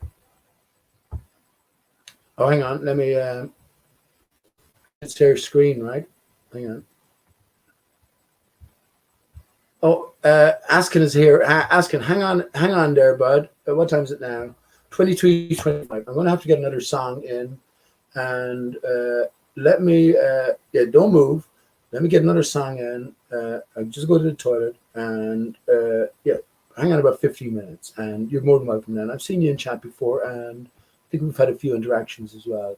I just want to share my screen regarding this matter. Okay, share my screen regarding this matter momentarily. Just to think, I think this has legs, right? So it could be sort of pushed. Now, as I said, I don't give a fuck myself, but this is what is it? 7 million video, 7 million, and this is only June 30th, 2021. A physics professor bet me 10,000 I'm wrong, and he won the bet, and he won it fairly and squarely. And I think we can all sort of understand why as well at the end. But hang on now. As I'm scrolling through the comments, I wonder, am I? Hang on, let me do something here. Look, I know I got. Okay, see, look, someone has responded here in my what do you call it? So if I click that and go to posts, remember these are all the best of the best fucking scientific minds now. I'm dealing with Neil deGrasse Tyson here. I have all the fanboys in the chat. Oh, here we go. Look, I just entered under the Peachy account. So I said $10K if you prove Earth's surface moves. And that was to this guy here, right? But now, that was a glib sort of joke, because no one is fucking stupid enough to take that up, because the standard of proof required is very, very high. Remember, all the ancient civilizations just assumed or knew that the Earth, as the story goes, knew that the Earth didn't move. Never considered it. Something moves. They decided the Earth didn't move. So in order to take everyone away from that understanding, there has to be exceptional proof, not just evidence, exceptional proof. And when you go looking for it, in terms of that transition, when you go looking for it, what do you find? All you get is these people, Dunning-Kruger, meet the focal pendulum, right? What did I answer him? All right, here we just go through another few comments. Wait, you're offering me or anyone 10K to prove the Earth's surface moves? I'll definitely take that. So this guy here, Rich, funny enough, Rick Cavaliero, he's keen because there's a few more, what do you call it, responses back here. We'll go through them briefly. Just make sure that the bet is not that you cannot convince him. If that was how the bet would be set up, I would be against you. I would be against me. There are too many Hummers in the world. I don't know what that word means. Humbers. People who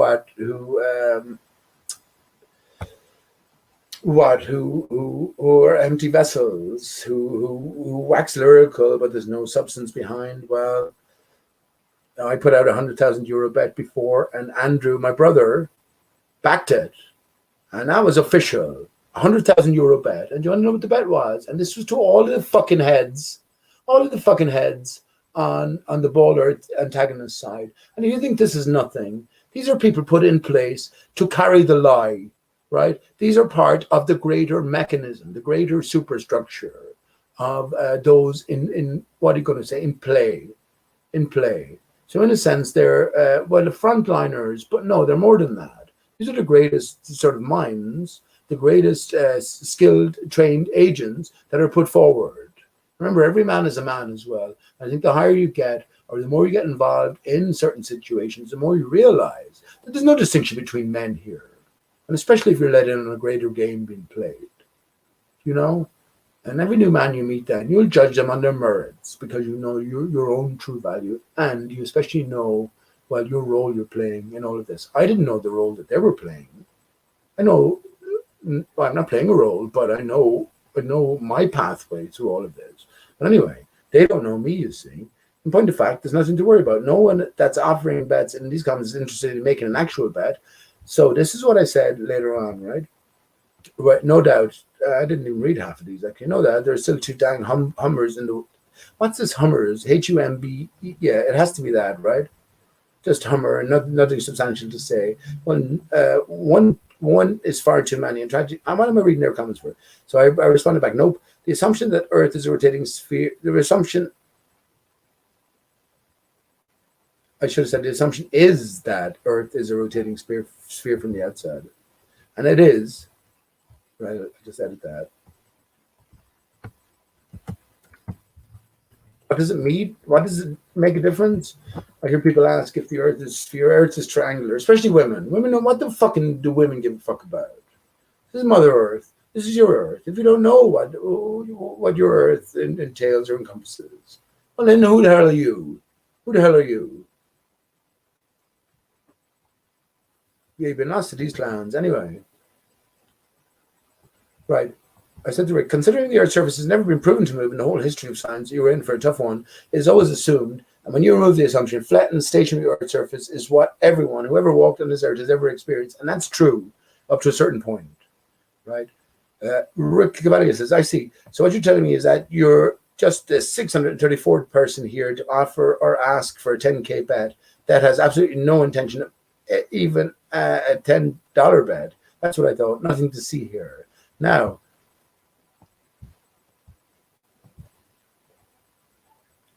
so he responds as well. Nope, the assumption is okay. That's what I was. Okay. What the hell does your response have to do with Foucault's pendulum? And I went on later to show to ask him. Right. There's just a few brief comments I made, but in a half an hour. I just made the glib comment. I thought it'd be banned from these places first of all, because you get banned so easily. But he goes on to say, yeah. I say, post a paper then. Make sure you stand. So if Foucault's pendulum proved the Earth's rotation, you'd have a bunch of papers to choose from. And there are papers to choose from. People have posted them. George hadn't posted it to me before. And the minute he posted it, I looked through it. And from the very outset, I'm going to detail what was assumed here. So this guy later on goes to tell me that, oh, you don't need a paper. You can just go out and get a pendulum yourself. Fucking stupid anyway. Post the paper then. Make sure you stand over every inch of it. The Earth's surface has never been proven to move, but something sure as hell moves to give all skylights, which appears to move in unison on a day and night basis for us. Can you prove the Earth's surface moves? Because Einstein, which is true, said it was impossible to prove whether the Earth moved or the greater universe moved. Anyway, Rick Cavalier says, really? I said, you understand that you have to prove something that no one in history has been able to. You should reconsider. Veritasium, or Smarter Every Day, won't touch this subject with a bar pole. That's true. It won't touch with a barge pole, which reminds me of a dick. Anyway, truth seekers that they are, and these people who make fortunes, I think if you have 1 million views, you have 2,000 euros or something like that. So that's 7 million. He's after getting 14 grand for that. Now, he's definitely put effort into it, but he has lots of more videos as well and making a nice little fortune from, well, ultimately, what? I'm not saying he's lying in this video, but they won't take up this argument. Anyway, post a paper then. This is his response, right? The focus pendulum is not a paper. It is a device, and you can erect it yourself or go where one is and watch how the Earth moves under it. Isn't that fucking ridiculous? Isn't that? Would he bet 10 grand on that? And he's willing to bet 10 grand. So my thoughts are, right, $10,000 would be raised easily. Oh, so you don't even have the $10,000 you offered? No, I don't. No, I don't. But as I said, to begin with, it was a glib comment. $10,000 to Veritasium to take up the challenge to prove that the Earth moves. Now, if he says yes, or if he agreed to it, that $10,000 would be raised immediately. I would think I would get one of the big heads to set up the, what do you call it, because they'd love it as well. And maybe they'll pick up on this, right? Anyone listening, Andrews, if you're listening to this, let Nathan Oakley know to put some pressure on here, because if this is picked up on, then $10,000 I think would be put forth by flat earthers, because we know we're going to get our money back. Now there'll be a certain standard of proof required, and we're going to double our money, right? Certain standard of proof required, and that would have to be agreed upon. But this guy in general seems that the proof here, the reason why the bet was lost by the professor, was established, and it was paid up on because, well, it was established. So there would be a certain standard of proof. So beyond that,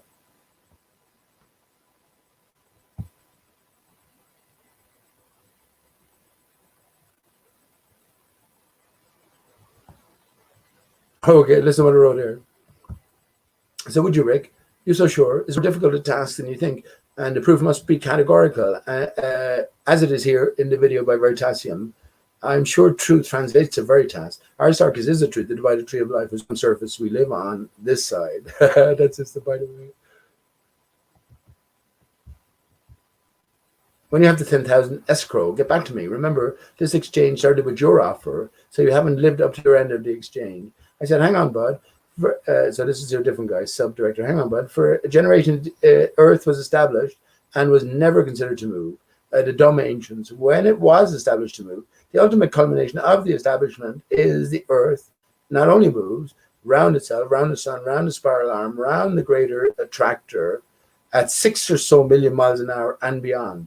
Fair enough, says you, of the scientific non-hero worshipping mind. The initial proof for Earth movement must be confounding, and I should say confounding there, and certain indeed.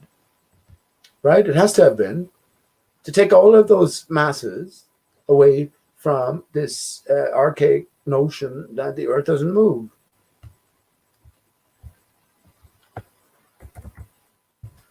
Anyway, so what was this paradigm shifting proof, and when was it offered up? That's a more interesting point. When was it offered up? Anyway, you answer, you were screwed as I see it. If you say Foucault's pendulum, then for prior generations, you have to admit prior generations built science on notions or possibilities, which actually mocks science. And that's true. That's true. I could phrase that a bit better, but you understand what I'm saying. So there's hundreds of years, if not thousands of years beforehand, where it was never proven to move. It's such a strange and extraordinary claim, but it was always accepted, and there was lots developed on that acceptance. So, you know, it's a difficult position to be in.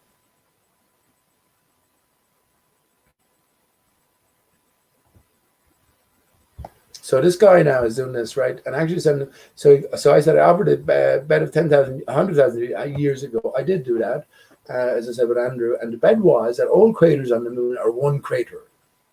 That was the bet.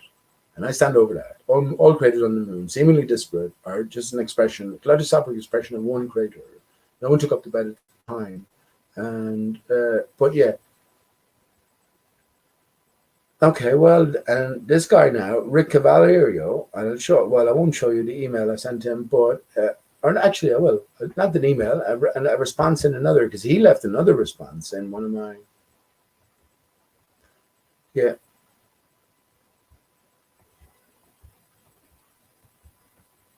Okay, let's just read this. I don't think I read this. So subconductive. He says, Piche, your post makes no sense as written. Just because we know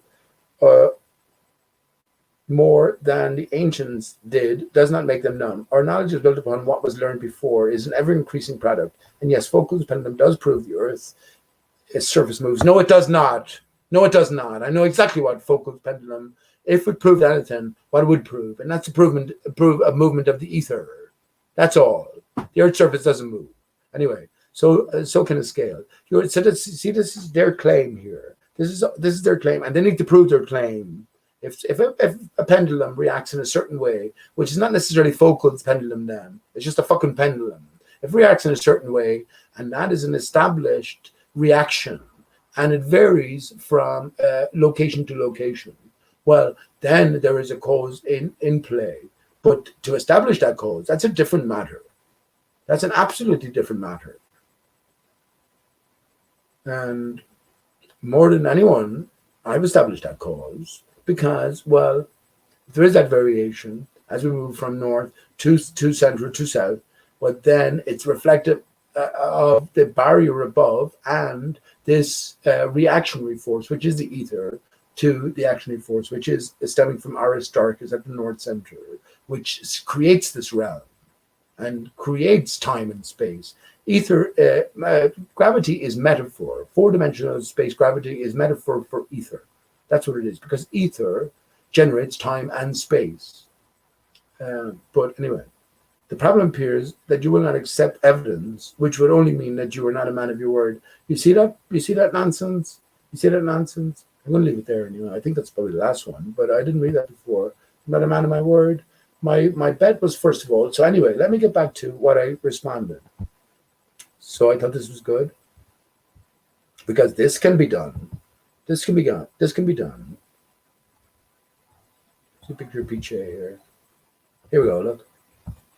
So here's my real response. Because he sent one to the Lakes of Pontchartrain. Okay.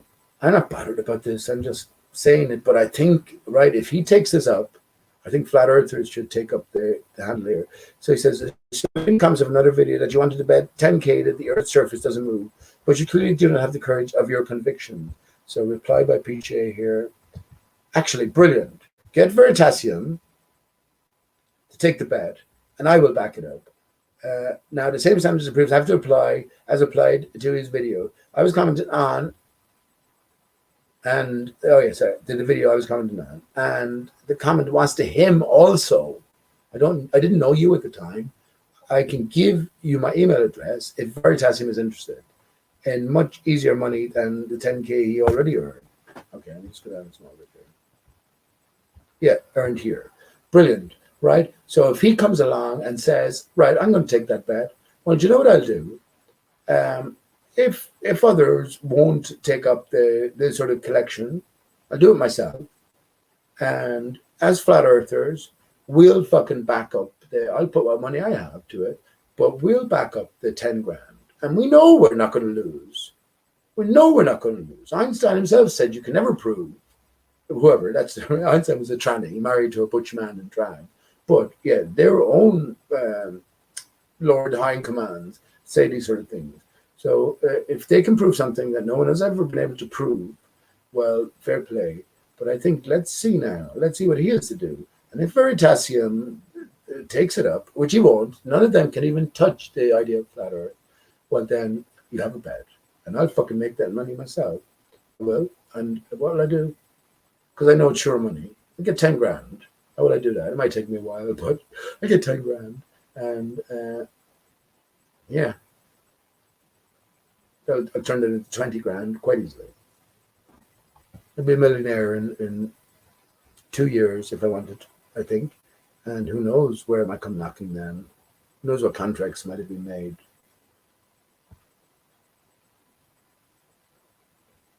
Okay.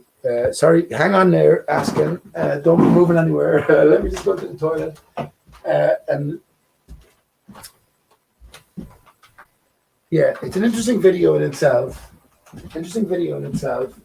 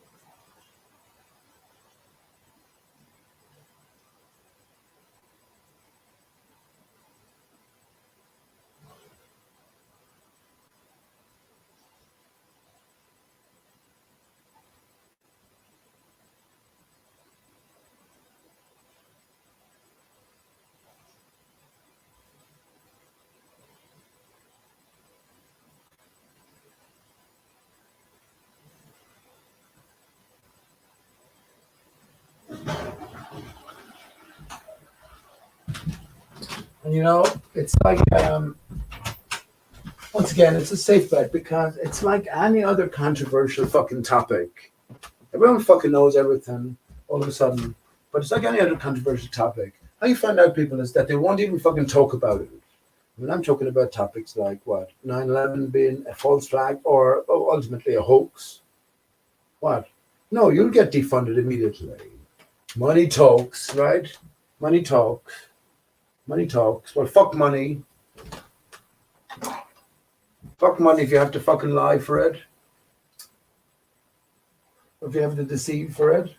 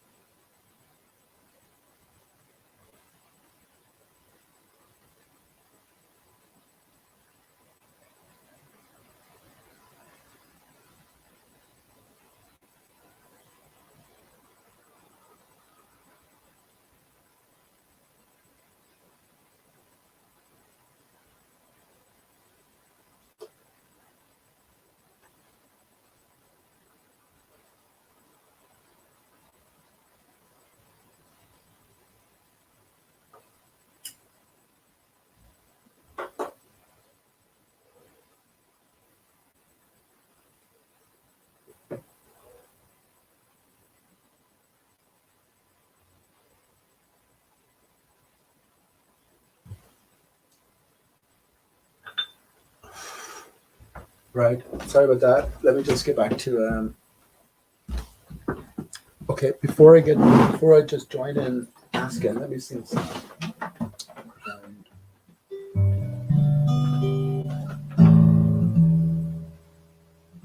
Because it's just coming up on the 12 o'clock here actually.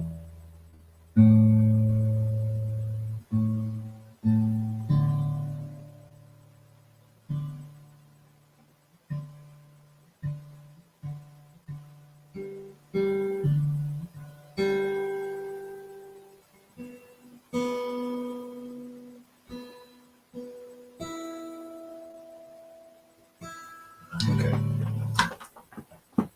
One second.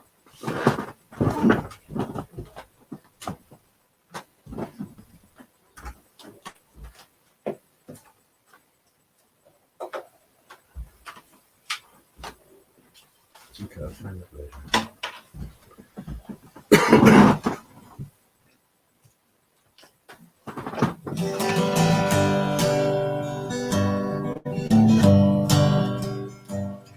So hang on in there, Askin, a couple of minutes, and yeah, I look forward to a good conversation.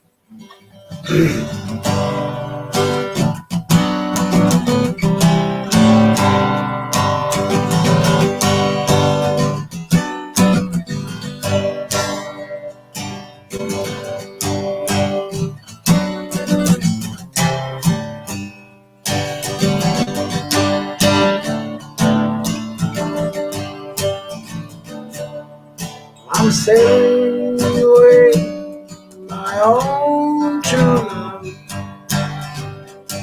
I'm sailing away in the morning. Is there something I can send you from across the sea?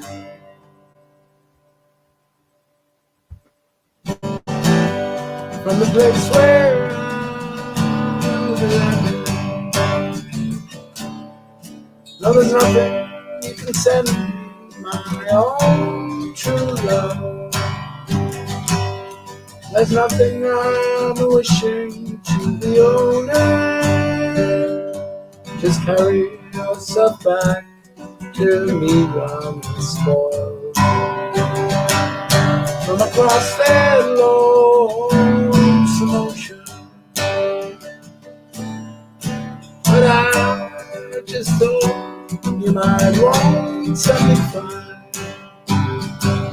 made of silver or gold, either from the mountains of Madrid or the coast of Barcelona.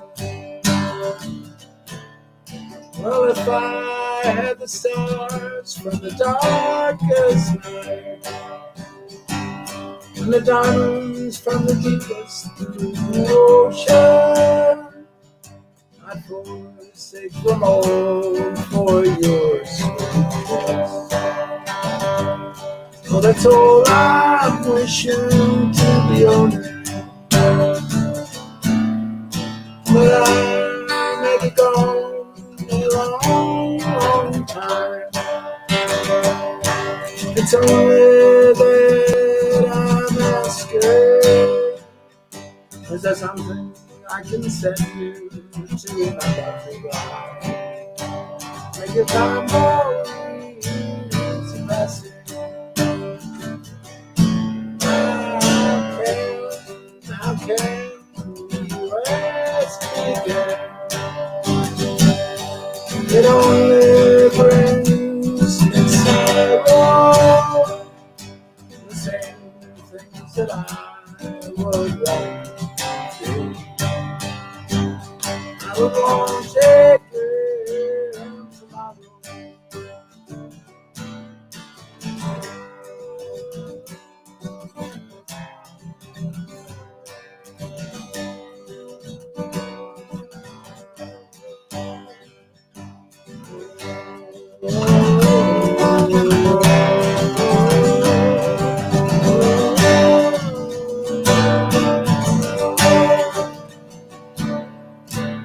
Oh, I got a letter on a Sunday. It is from her ship that was sailing, and I don't know when I'll be coming back again. It depends on how I'm feeling. If you, my love, must say badly, I'm sure your mind is wrong. I'm sure your heart is not. Over the country where you're going. So take heed of the western wind. Take heed of the stormy weather. And yes, there is something you can say. Spanish boots up Spanish leather. And yes, there is something you can Vishnu sets free.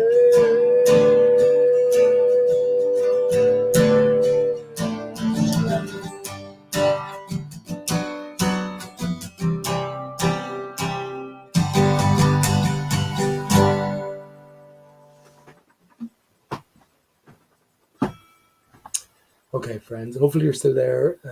Asking. I'm just asking. Nice one, bud. Off you go. I think we spoke before, but here you go. Nice to see you, man. Behave yourself. And yeah. Hello. Yeah. How you doing, man? My name is Askan. I am Askan Rasevi. Okay. What's up, Nice. Pete? How you doing, buddy? Who's that? Can you hear me all right? Yeah, I can hear you, man. It's Askan. Yeah. Who the hell I am? I don't know. I'm not ready to Have we dox spoken myself. before, man? Have we? Yeah, Have I've we been on spoken? your show. Okay, I'm sorry about that, man. My We got mind is hammered. We got hammered, and I don't know. Some dude I thought was a baller, but he was a flat earther, and it was ugly. Oh well. You guys were too drunk for me. I'm not. Listen, it's not about being drunk or otherwise. I mean, if you're not in a certain state of drunkenness, then you don't belong here. Because drunkenness sort of sobers the mind in a sense, or maybe every time I come on here, I have a few drinks, but that doesn't mean I'm swaying from what would you call it? Well, normality. What would you call normality these days? Just asking you, what is normal these days? What's our benchmark? You know, when we hear anything new, how do we decide that Normal. this is out of bounds, or you know what I mean? Well, we were talking about normal. I mean, normal is some nitrous oxide and some DMT and some ayahuasca. That'll do. That'll do. That'll do. So I mean, who's to say? Right, exactly what you're to say, and I guess I'm to say I can express myself, but within all of those sort of ranges, well, we find ourselves in an arena as well, and there's no doubting that this whole arena is contrived and controlled to one degree or another. So remind me what your stance on all of that is, because mine is pretty clear, I should think. Well, okay, let's dive deep into it. I work for the government. I don't do it officially, but they call the shots. I don't have any choice in the matter. And I mean, I get to say what I want in the deal. I can say absolutely whatever I want. I mean, shit gets within certain bounds, right? Right. But I mean, they let me speak, or the aliens or whatever the hell they are. I mean, the technology, you know what I'm saying? Do you believe that technology exists that could recreate an experience for a human being of a spiritual revelation? Well, yes, I do. Now, maybe that's what DMT is about. Well, that's for sure what DMT is about. Yes, but if it was a created sort of conduit, as opposed to being, to take you away from maybe your true core, as opposed to, you coming to your true core by different means. You know what I mean? I don't know. I don't know if I do. Well, what was the question you asked again? Do you think that technology exists that the military would have hidden that's existed for a long time, like wireless mind hacking, like in 1976 when they patented the thought amplifier and mind interface, your basic mind, whatever computer, what do they call it? Brain computer interface, Right. So they claim to have done it wirelessly in 1976. So they've been running these programs on people, most likely everybody, the whole time. Do you think they have a program that can make any human being have a spiritual revelation like they are having an experience with the creator? Or yes. The opposite of that? I absolutely do. And I think that within a greater matrix, an expanded matrix, maybe this is what this whole Earth experience is about. Not to mind just military within the Earth with these refined capabilities, but feeding us something which takes us away by a more natural course down a diverted, contrived path, which is maybe what DMT does. And now I tried to make DMT, man. I tried to make DMT, and I want to get to the core of things, but that's a possibility. Do you know what I mean? And do you understand my answer there? So it's against the backdrop of this Earth being a greater matrix itself, a greater matrix of delusion or deception. Now, I've never succeeded in having a DMT trip, and I'm sure anyone who has had a DMT trip, I have had one because I smoked the shit out of what I tried to make, but it wasn't. I slept well a few nights, but it wasn't. It wasn't a proper job. But I can't relate. Let me just say I can't relate in that sense. But if you have done that, do you think you could be deceived in that way via that sort of truth gate that you apparently went through? Well, a lot of people that have a DMT experience say the same thing, that right when it kicked in, they heard a voice that said, "Welcome, we're glad you joined, the DMT experience," or whatever, But I can attest. I smoked DMT, and I can attest that before that, I was on a quest to hallucinate, whether it would be through marijuana or LSD or mushrooms or whatever. I wanted a real hallucination. I could not find it. I ran across some Salvia divinorum, and that was some pretty strong stuff. It's the concentrate, so it was a little awkward. I got zipped up into the floor a little bit, but I came back. But when I ran across the DMT and I smoked it, it changed everything. I mean, like, the wall turned into this cog system of shit that I'd never hallucinated in my life. And all of a sudden I was seeing things that were absolutely real right in front of me.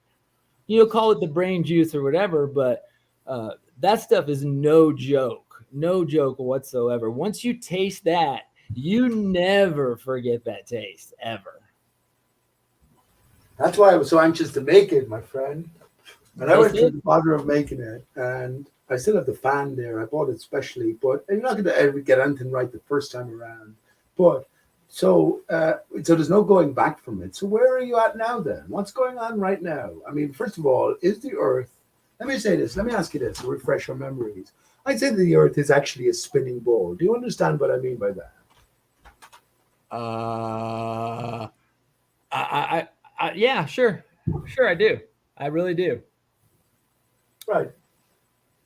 So that means that everything, all the lies have been told us, they're not actually lies. They're just, well, the best word is the metaphor.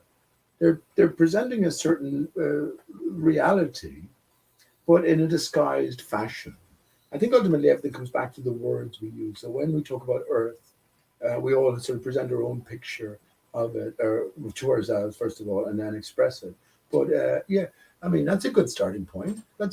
So what's beyond that then, man? Let me just say, I say, right, this is my bottom line. I say that we are greater spirits. We're greater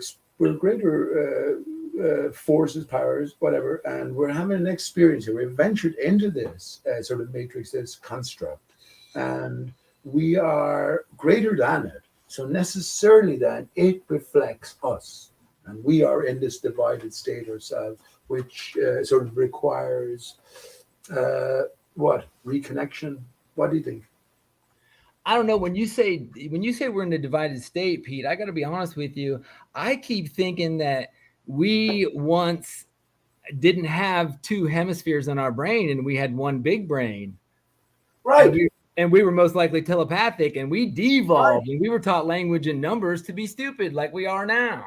Right. It's all artifice, right? Right. So we have a left hemisphere and a right hemisphere. Basic maths tell you if a hemisphere and hemisphere, they will add to a sphere. But yet, my brain is only a half a sphere. So this divided state, I'm missing half a brain. And that's my female counterpart. But the thing is, her left brain is my right side. Right. And this is the divide between male and female. So I think it's only with this reconnection, reunification, can we think properly. So ultimately it comes back to who we are. What did DMT tell you who you are? Are you special, Askin? Because if you tell me you're not special, I don't know. I am more special than I can. I love it, bud. Imagine. I just say that because I get all these signals. Like, I mean, I'm not saying that I'm not even a religious person, but there were times where, I can relate to how a crazy person would could feel like, JC. Right. There's no crazy people. Everyone has a story. You're absolutely right. Psychiatry is an absolute hoax. Everything is. Needs must, everything is. Yeah. Why? We were told life contains the word lie, my friend. And only via the lie can you come to the truth. What other way is there? Oh, but anyway, I was going to say, I lost my train of thought because I'm trying to get on your wavelength. But I had an experience, and it was either me being mentally ill, it was me being hit with directed energy weapons of some sort, or it was the creator communicating to me. And what happened, Pete, was, I'm trying to make a show of this. This is honest to God's truth. What happened was something took my body over and told me, you didn't know you could do the electric robot, did you? As it moved my body and made me do the robot. You're muted. You're muted, Pete. I am, but the alarm is going to happen. My mother must fucking the alarms for the windows because there's burglars everywhere. Well, and how well did you do the electric robot? What is that? Just the breakdancing robot? Yes, I did it very well, but the thing was, Pete, while I was sitting down, but while I was doing it, I was laughing because my body was moving without me doing it. Ah, well.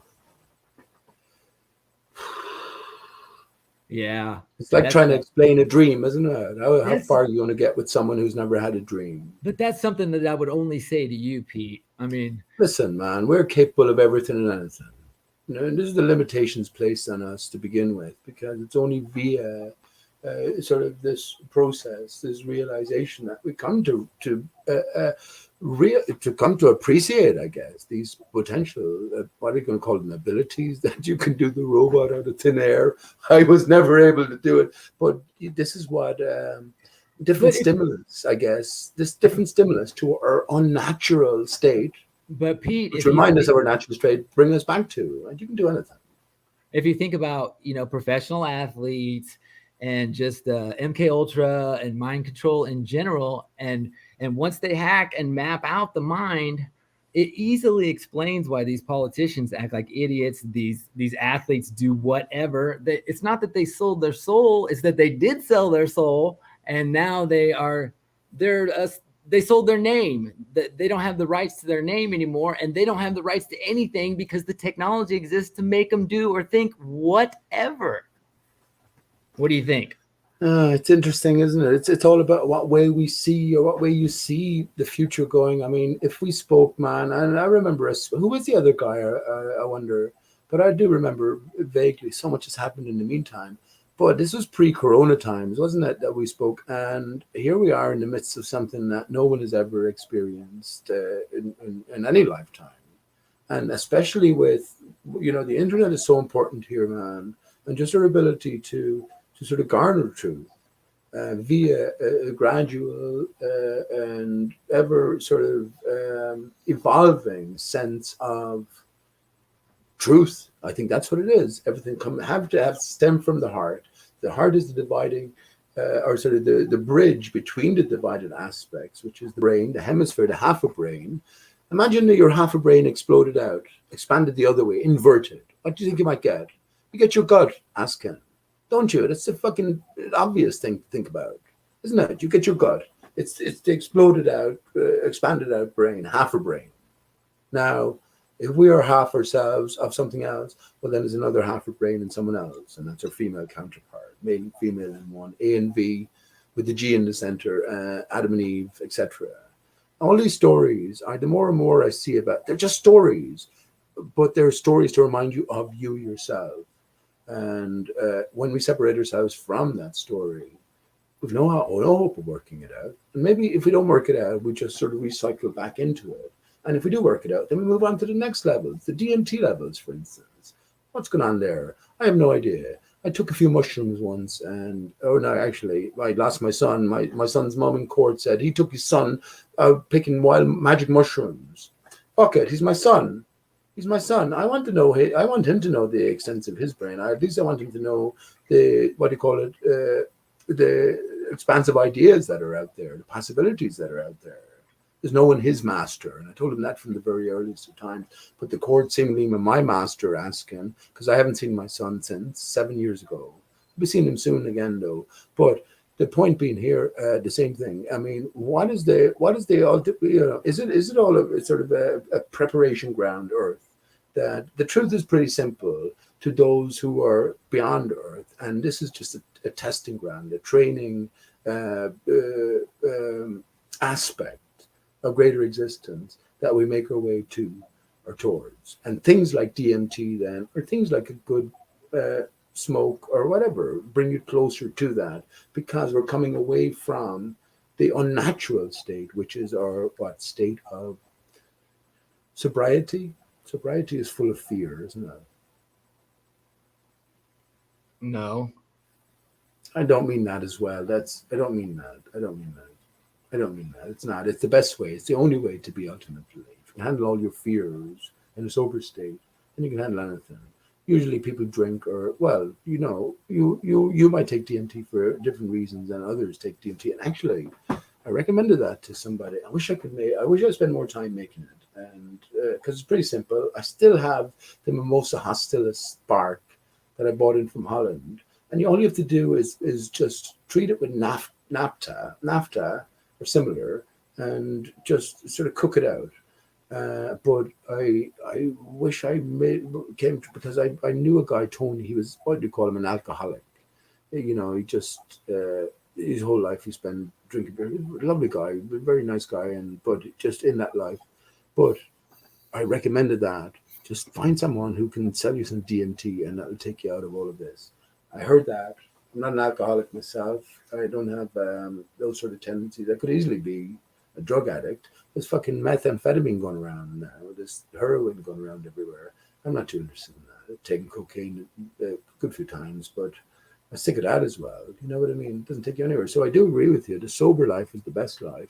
But in terms of coming to deeper realizations, you couldn't be who you are now without smoking the DMT that time, right?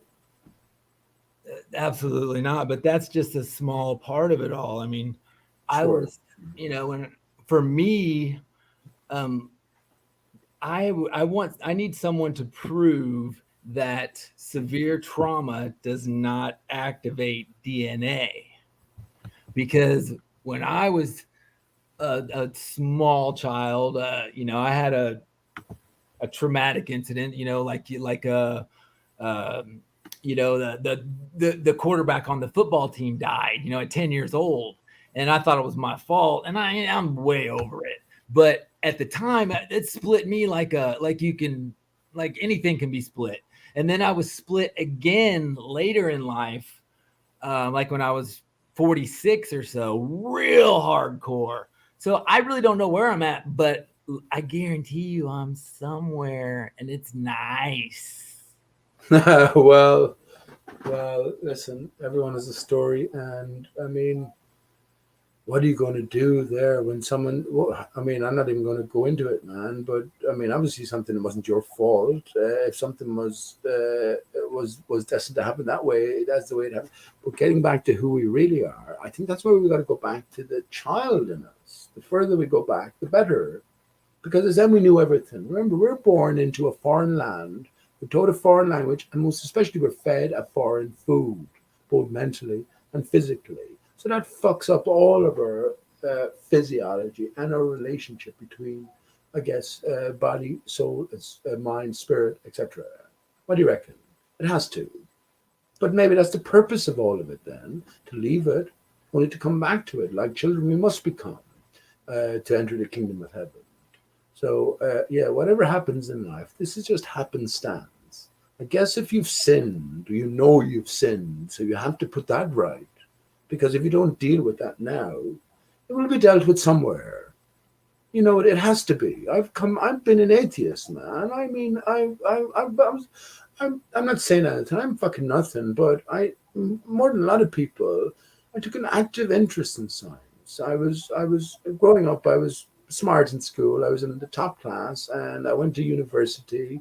I got a degree with difficulty, not difficulty. I just my heart wasn't in it, but yeah, yeah, I had a great interest in popular science and thinking about some of these great questions. When my son came along, then, well, the onus is on me to. Well, that's a different story. I didn't see him very often, and I did see him, and at a certain point, I saw him more. The onus was on me then to pass on what I knew. But yeah, I trusted all of these sources. I trusted all of the giants of science. Uh, Back then, coming away from it now, I realize that there's a greater power at play. Of course, the giants of science take us to ultimately nothing, which is funny enough, it's all metaphor. No thing, everything, which is the eight, right, comes from the no thing, which is the zero. I'm not doing the 666 sign. The 666 sign is only about this, right? So that threefold division. When all of those divisions land in the lower aspects, which is down in the guttural area, so everything is concerned with the material. This is why Satan is the Lord or the ruler of the material. Because, well, you know, this is what heliocentrism ultimately leads to, which is a material only existence. But the Big Bang, in terms of metaphor, is talking about the big fuck when the sperm meets the egg and sparks fly then. You know, so coming away from my science background, and once again I passed this on to, not once again, but what I meant to say was I passed this stuff on to my child. I came to the only reckoning that, well, in all of this emptiness, what can only make it worthwhile is love for yourself, love for your fellow man, and understand that we're all in the sort of same boat, and that's the way that you have to move forward. Coming away from all of that nothingness to everything, I know there's a greater power in play. I know there's a greater realm in existence. So everything that we do, everything that we think, everything that we say counts. It counts, and it has to be answered for. And by who? Well, just view yourself, the greater self. You know, we know the truth in our hearts. So, yeah, I don't know where I was getting. Well, we haven't spoken in so long. I haven't actually spoken to somebody in so long who's on a not a, I'm not going to say a similar level. Thanks for listening, but yeah, I'm trying to say that, you know, ultimately everything comes back to us. A mirror will be shone on us at the last moment of our lives, or, you know, they say your life passed before you, or after you pass, then you have a life sort of evaluation. I talked about the pearly gates earlier on. Very interesting notions to delve into. Really, I'd love to talk about them more because I definitely told about them a lot. Ultimately, everything comes back to ARI-STAR-CHUS for me. This divided tree of life. We ourselves have our own heartwood. We have our own spine. We have our limbs. We have our roots. We have, you know, there's so many different connections made. So yeah, I reckon, yeah, we're all in for a greater reckoning. We all are in for a greater reckoning, and there's no escaping it, which is the polar opposite to what we were sort of set and led to up to the point where we became flat earthers. What amazes me, actually, asking, and I'm sure you've realized the same in your own day to day encounters with people, is how so few people have taken any interest in flat earth to begin with. You know, and the people you do encounter will be anti-flat earthers. They will just sort of rule you out and override you almost immediately because the notion is so ridiculous. Even though here we are with fucking libraries, great libraries of information at our fingertips, and a working fucking brain to go along with, half a brain need to go along with it. I know I mentioned a lot of things there, but what about the last point there? In your daily life, where are you living? And in your daily life, do you get to mention flat earth a lot, or that sort of thing? Um, we got to slow down a little bit, Pete, man. I know, man. I know, man. That's why you're I said, just what do you reckon about in your daily life? yeah, if I'm I'm flat, so surprised how actually I'll sum up the question. I'm surprised how ambivalent people are to the general topics that are. well, that's because before, you know, their brain waves were even, you know, beyond hypnosis or sleep. These things were put into their head. Not only was the ball put in there, but the flat Earth, which is just a straw man argument because we know it's not flat, it was put in there as well. So you got this first layer of ball bullshit, then you got this second layer of flat earth bullshit, then you got their layer of anti-flat earth bullshit, which is absolutely endless with armies and armies of these douchebags. But so yeah, well, okay, well, the different layers, I pick up on the different layers of bullshit. So the ball earth bullshit and the flat earth bullshit, everything is metaphor. So I think the truth is contained within all information presented to us. When it comes to the general, I was just asking sort of a general personal in terms of your daily life or, you know, your personal encounters. Are you surprised that people haven't woken up a little bit more, or do you find that people are openly considering or talking about these things? But when it comes to the greater information presented, yeah, we're living in an arena, or we're not living in it. We're operating in an arena here that's completely contrived and controlled, and everything is part of a greater arena, which is ultimately always controlled from the outside. And that's my position. Here we are, and we just left the eight of the eight, right? So 8-8, which is the same in America as it is in one of the few dates, same in America as it is in Europe here. 8-8 and 8-8 Back to the Future. If it's all a construct of sorts, are we moving in a direction which is opposite to what we think? And which I do believe actually is the case, where the future is more set than the past.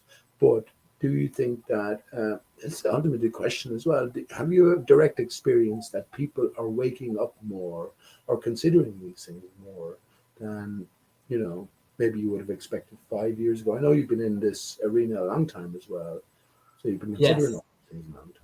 What do you think? yes. Is there hope? Is there hope for us all? Well, there's no hope for us all because, like I said earlier, we're on a grid.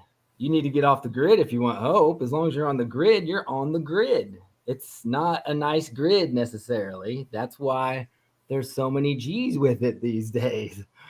But I feel like Are you off the grid? Are you off the grid? no, I'm not off the grid. No, And I'm you know my story about being off the grid for not using the legal name. I did think it that's what you mean. To sort of separate yourself from the system completely. no, yeah, but not. I don't think that's reasonable. But look, Pete, I was trying to like have a back and forth with you. I mean, I've listened to you endlessly. So if you were going to say something that I hadn't heard before, I would be shocked. Not that I remember every word, but I've heard a lot, a lot. You know what I mean? So, and Okay, I respect, your work. that worked, man. And for the most part, I'm Yeah. just come on. I'm just talking, and I don't get to expand too often on even in my I mean, own brain. I'd like to see you go a new direction though, and maybe we can go there together. But I think that needs more of a back and forth. You're getting looped into your own thoughts, and I don't want to lose the audience either. But you're losing me, and I'm right here, and I'm not trying All to right. be. Well, okay. Okay. Well, yeah. Well, you see. Okay.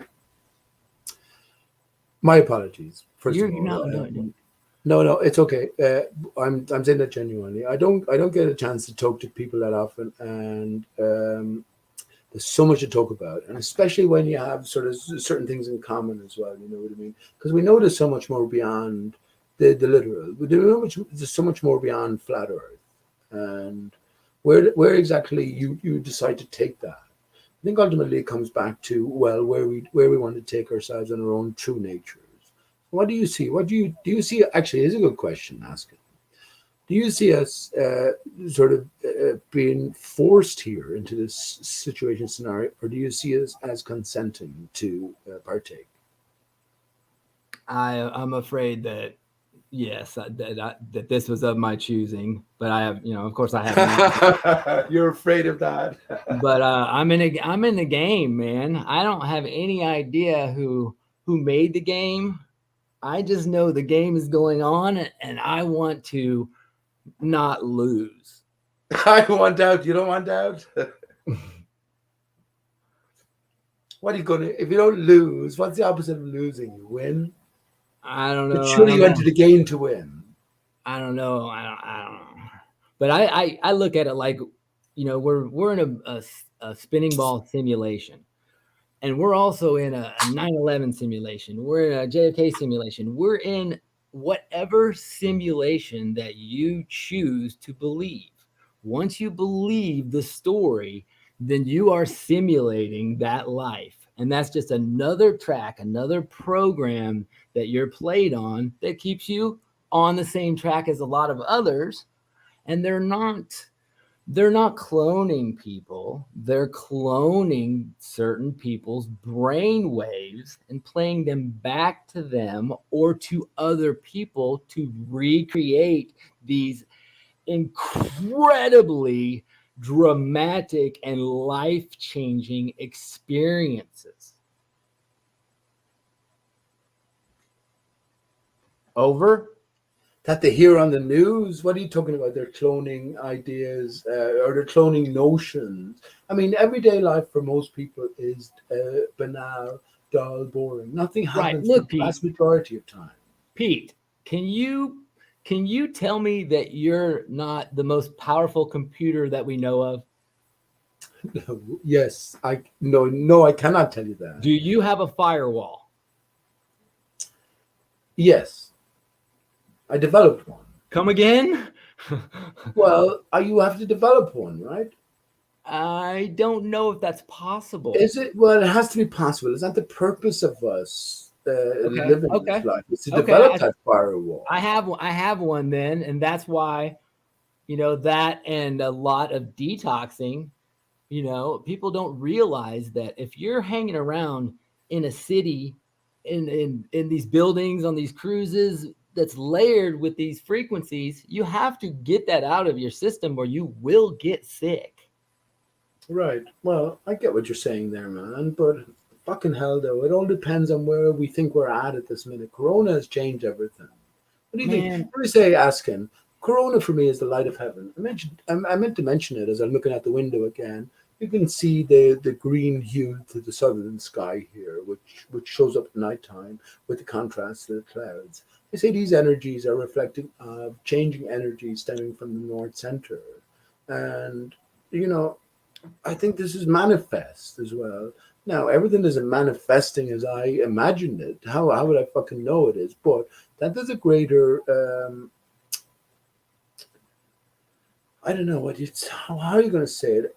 I mean, for fuck's sake, not to get involved. Tim Osmond was in the chat earlier on, and look at some of the great information that Tim gives out, connecting everything, but paying attention to the media as well, and the story being presented to the people and to the brainwaves for consumption, right? For manipulation, for altercation. But when that firewall is developed within self, well, then we can move on to again. What are you going to call them? The later chapters, the greater layers of what our reality encompasses. But if these are things that, let me just say this: these are things that we can. First of all, we need the internet. We need information to process and sort of come to terms with. But then we need to rely on our own self, the miracle that is us, this greatest computer, as you talked about, and pay attention to what is going on externally. And that's what I say. It is manifesting. So that's why I asked you. I don't know how you feel about Corona, or I don't know how you feel about these different energies. I think there's a wonderful energy there at times, and we can't sort of hone in on it quite yet, but it's there. It's there. Corona's changed everything. But I say it's changed everything for the most wonderful best, where Eden has come to us. But I don't know where your mind is at. Look, all of this was a play to make sure that everyone has the battery capability, the conductivity. Everybody has the right amount of whatever in them to make them an antenna. That is what this is all about. What I'm telling you about is I'm trying to take you into it, but you keep taking me all kinds of other places. But I'm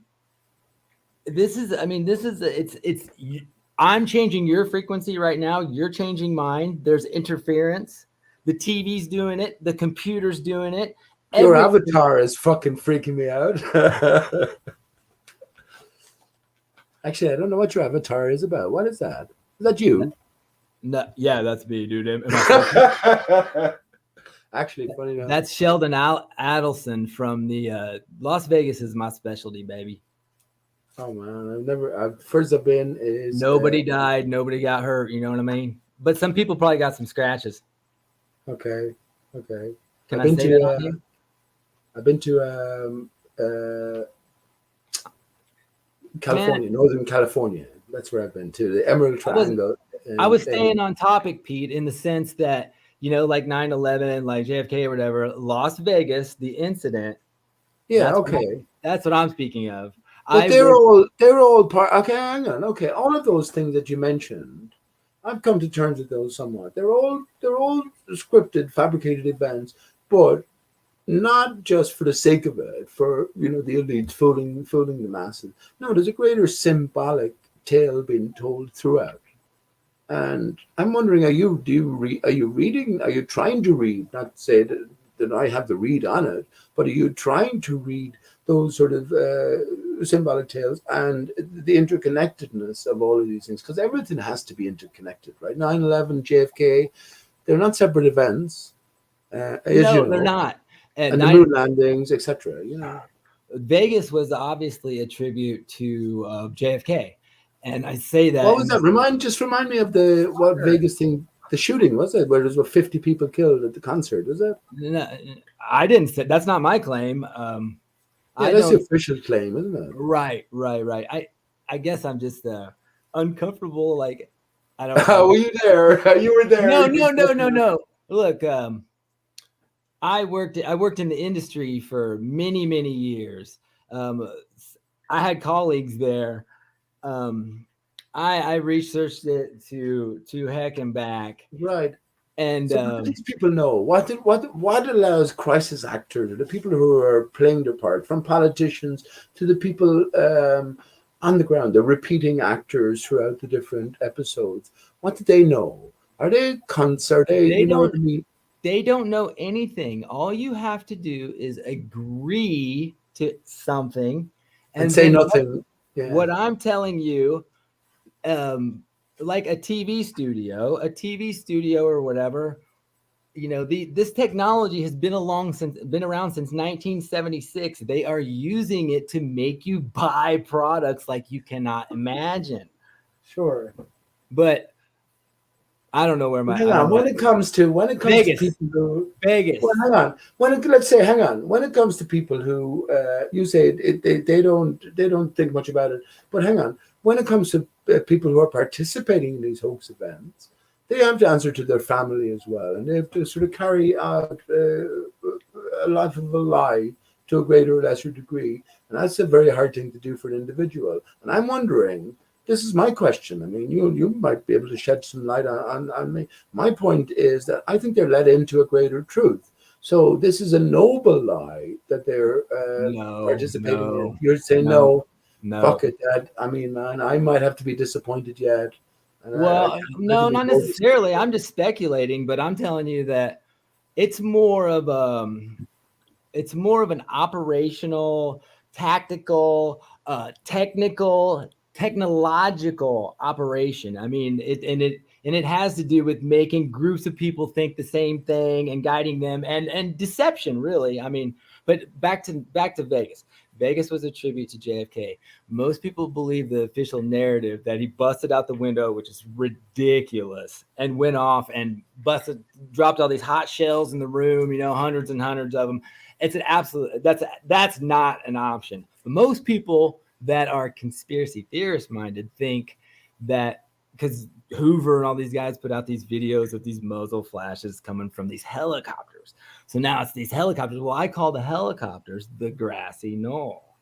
Did Oswald shoot JFK, or did the Okay, I'm with grassy you. I'm knoll? with you. Hell I'm with you. no. Nobody shot anybody. It Yeah, was of course all they a didn't. show. So all this got these people staying in the hotel and whatnot, in and out. All these stupid stories are just that. Look, I worked in But Vegas. so hang on. So if the Vegas is just a reflection, secondary, tertiary reflection of JFK, we have to get to the bottom of what JFK was about. We know JFK himself wasn't killed, right? You're on board that, right? Absolutely, Right. he So was who an actor. JFK was is a Probably. greater. I heard actually this is a good one because this came from me and I heard Tim mention it on one of his shows because I used to post regularly. That's Tim Osman. I posted regularly on his Discord, but um, J is the 10th letter, F is the 6th letter, K is the 11th letter. If you fuck it around, twist it around, and mirror it, you get 11901. And that to any Irishman is that's September 11th, 2001. So there is that Yes. ultimate connection, and Huge clue um, there. well, possibly. It's all vague. But how do we connect? First of all, as you say, we have to establish that who we're talking to. The people understand that JFK was an orchestrated, faked, hoaxed affair, but symbolic in nature. So, who does JFK represent? Well, first of all, you have that connection to 9/11. JFK was also an Irishman, and Kennedy is Count Ada, which is head wound.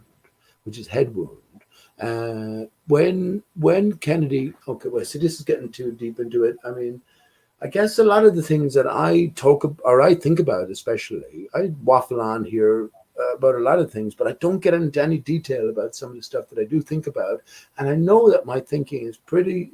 I'm not going to say special, but it's sort of pretty unique because I've come beyond all of the obvious fakery, which eludes lots of people, but come to the greater symbolic considerations, if you want. So these people are put in place. It's all an acted out scenario, which is playing out according to a greater script. So what does JFK represent? Well, years ago, I looked at his memorial, which is in Arlington Cemetery, and it's the Eternal Flame Memorial. And you have, well, I'm not going to show it again, but it's something very crater-like. That's the way you'd see it. It's very crater-like, but there's a flame shooting up from the middle. When I talk about ARI-STAR-CHUS, or what I talked about earlier on, no one else you have to remember asking talking about the stuff that I talk about. So within that greater context, it probably makes sense just to me alone in this world. And if I'm anywhere near the truth, well, then to those who also have written the script themselves. But it is key. It is key to coming to these greater connections. And some of the things that I found out about 9/11, they're fantastic, man. No one else on this earth is talking about the dodo bird as I talk about it.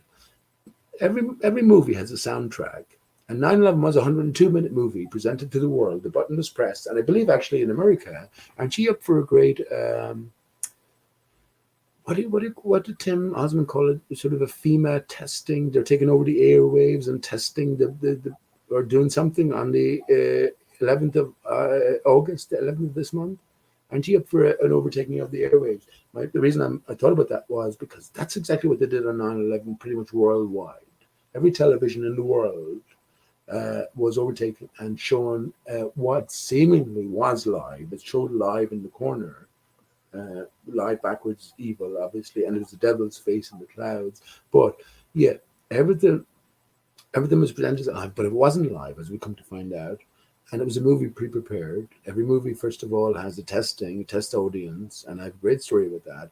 But getting to the point, every movie has a fucking soundtrack as well, and the soundtrack to 9/11 was Kid A.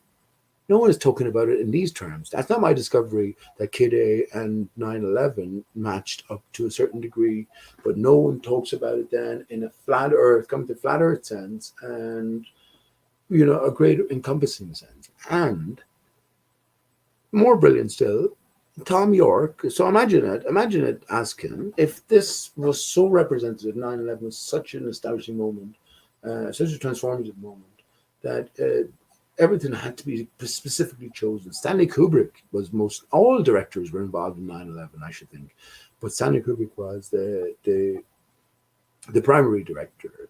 But yeah, this was their offering that we saw as a 102-minute movie presented as live. Every movie has a soundtrack, and well, the soundtrack chosen was Kid A from Radiohead, lead singer of Kid A, Tom York. Tom York's nickname is the Dodo. No one else is fucking on that track. It's not that it means nothing because no one is talking about it. It means something. It has to mean something. And yeah, I guess it comes back to well, I don't know where you're coming from. That's what I wanted to ask you. Do you look any deeper into JFK and the greater symbolic significance to it all, or how far have you gone in playing those games? I guess understanding that it's a game, first of all. It's like a fucking novel, isn't it? It's like a detective novel written out that you have to follow all the clues to make your way to, to fruition. But have you been following that pathway? And before you answer, right, man, if you've had DMT, I should think you don't give a fuck. I should think that if I took DMT that time, I wouldn't give a fuck at this stage because I'd be in a different mindset, a different frame of mind, which I know would encompass a much greater reality than this bollocks that I find myself in. Well, the problem with this conversation is I'm not really getting to follow through on any of these topics. You keep grabbing them and taking them around the world and bringing them back. And then, well, listen, I didn't know where you were going with them, right? But anyway, listen, will you speak away there? There's a few people in this, 6 people in chat. You speak away, right? And I'll go on mute. That's why I went on mute earlier on. If you want to go someplace specific, asking, please go there. So I'll go on mute and let me just have a cigarette in the other room as well. So will you talk away? No, Pete, that's not what I'm saying. Can you listen to me? Okay. What I'm saying is, like we touch on these topics like the DMT, and I'm trying to get this point out, and it keeps coming to my mind, but I don't get a chance to get it out. But the point was that once you do this, once you get to this substance, whatever it is, it's probably not just that, but I know that one is one of them for sure. Once you get there, the desire's gone for that. The quest is over. There is no, you want another one, really. I mean, you can do it over or whatever and work on something. I don't know, but once you see it or experience or whatever, that's it. I mean, you know, and you know for sure, like, you know that you didn't or whatever. Well, hang on then. So what then, man? What then for you, asking? What's left for you? Well, I've been partying the whole time, and I'm not going to stop. I mean, we're here to party. We're here to have fun, right? Well, what are you now? You said you were what, over 50, or you didn't say that explicitly, but I'm 50. Okay, well, I'm 49, man. So, but I mean, what are you going to do? Party until you die? Dad? Do you? No, that was just a metaphor of, help others and don't worry about shit because it's all fake, all of it. But so what's real something then? that's real. There's a divine spark there that cannot be denied. Okay, nice one. I'm glad you went there. But okay, so what? Okay, fucking hell then. So what do you do about the bodily desires? What bodily desires? Well, when's the last time you fucked a woman? 7 or 8 years ago. Oh, fuck off. It's the same with me. I'm betting for different reasons, though.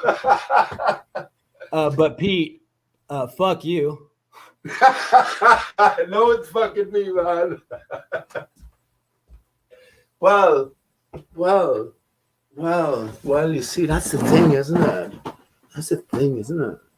It's transcendence then. My mind doesn't work like that anymore, though. It never really did. I get you, man. I get you. It's transcendence, isn't it?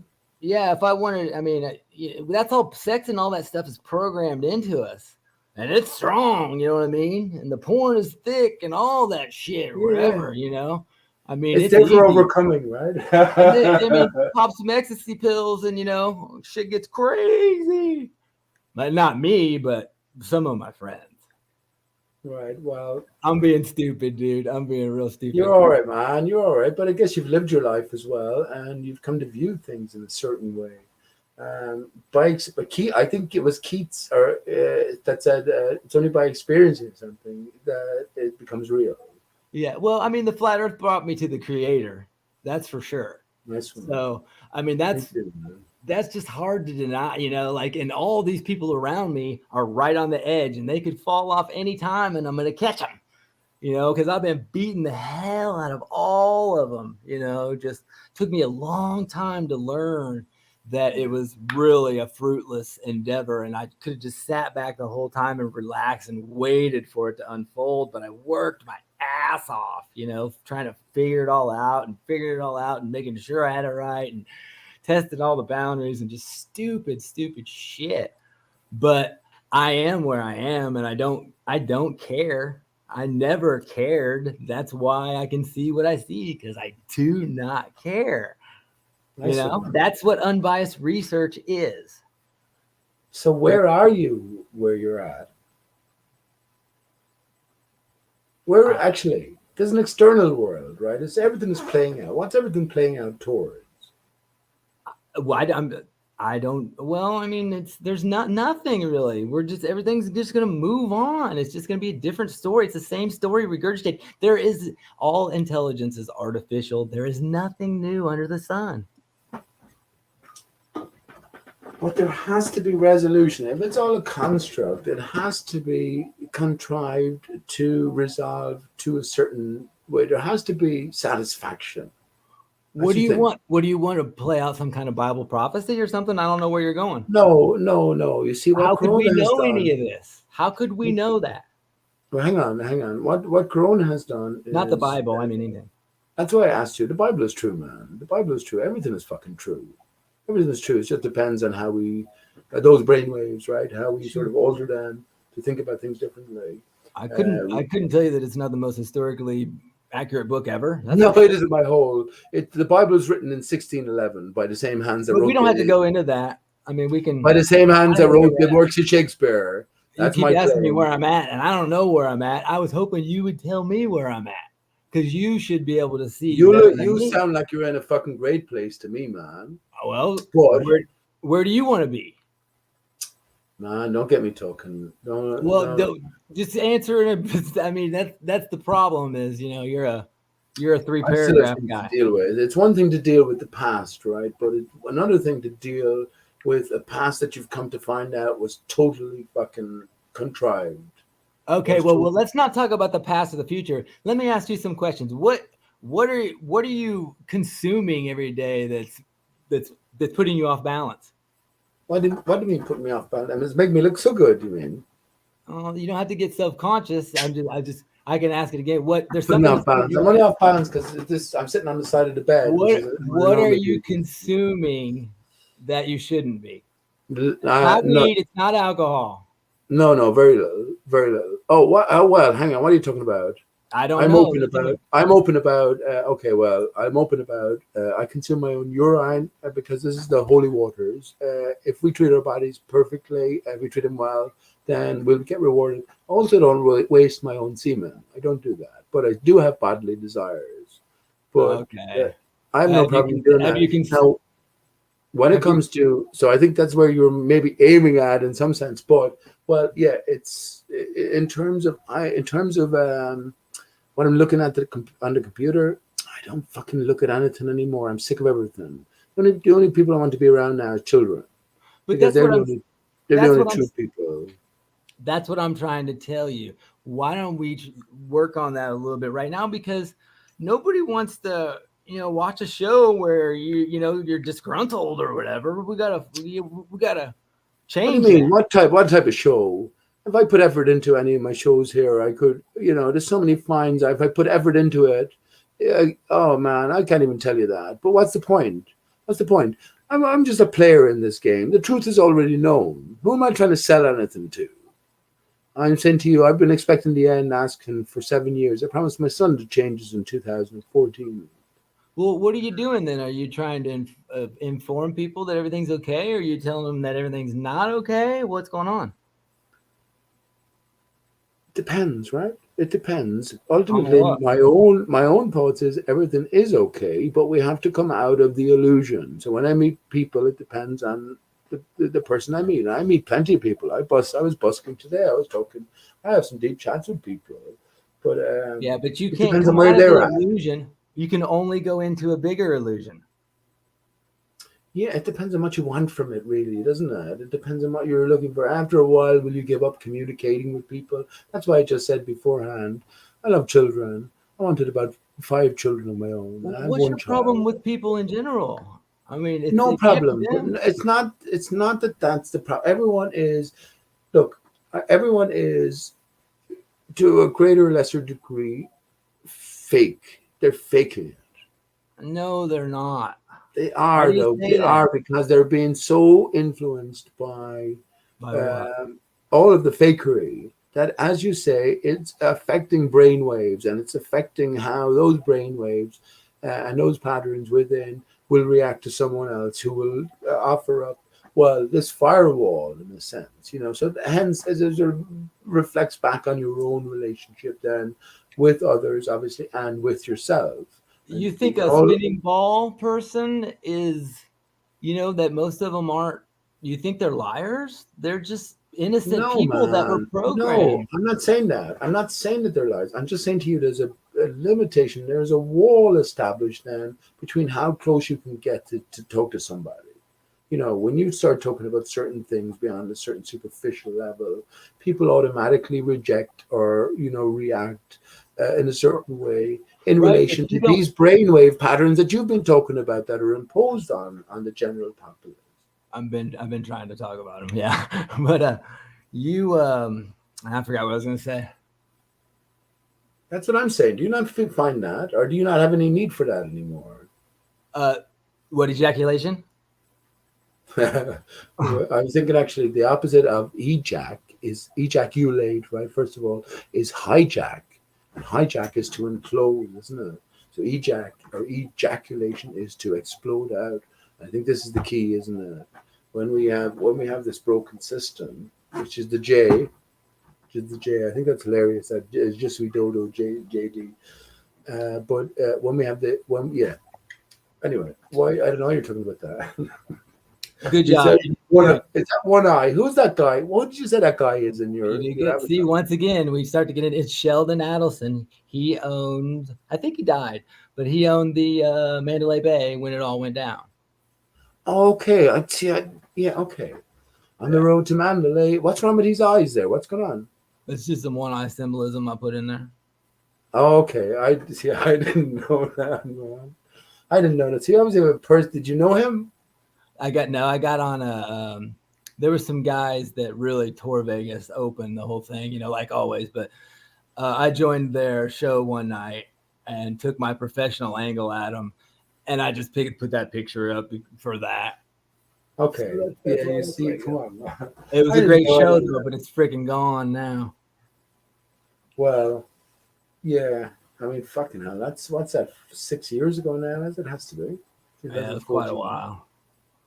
But I mean, Where's my it all go then? But what's the purpose of every sort of consecutive and differing new hoax? Is it leading? Is everything leading somewhere to the next hoax, and then it's like a game of connect the dots, or does the core truth is the core truth contained within every psyop? As you mentioned, the Mandalay Bay with the JFK sure, hoax, sort of it's equivalents. it's just Do we actually? Let me ask this: do we need to just understand one of the psyops? Let's say Sandy Hook, Columbine, Waco, and then we can understand all of it. I think that might be the thing asking. But what do you think yourself? well, that's how difficult of a process that is. But yes, it's one by one, and that one, like a Sandy Hook one, when you see that, okay, nothing happened, then you start to see that it's possible. Then you start to realize that we live in a system where they're making us worship death. They're shoving it down our throat, which tells me that they most likely can't directly kill us. They have to make us kill ourselves or each other because we have the power. And I was going to go back to that Vegas sentiment, but I can't remember what it was. What was I going to say about that? I said about the DMT, once you do it and have the experience, it's not like a cocaine or beer or weed where you want to keep doing it. You say, hi, I'm me. Nice to meet you. I might do this again. I might not. See you later.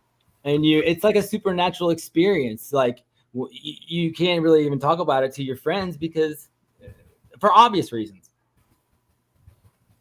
And it's, Well, the DMT is self-induced, so I mean, how can you really say that is any kind of, experience outside of your mind? I mean, it's hard to, get outside of your mind spiritually.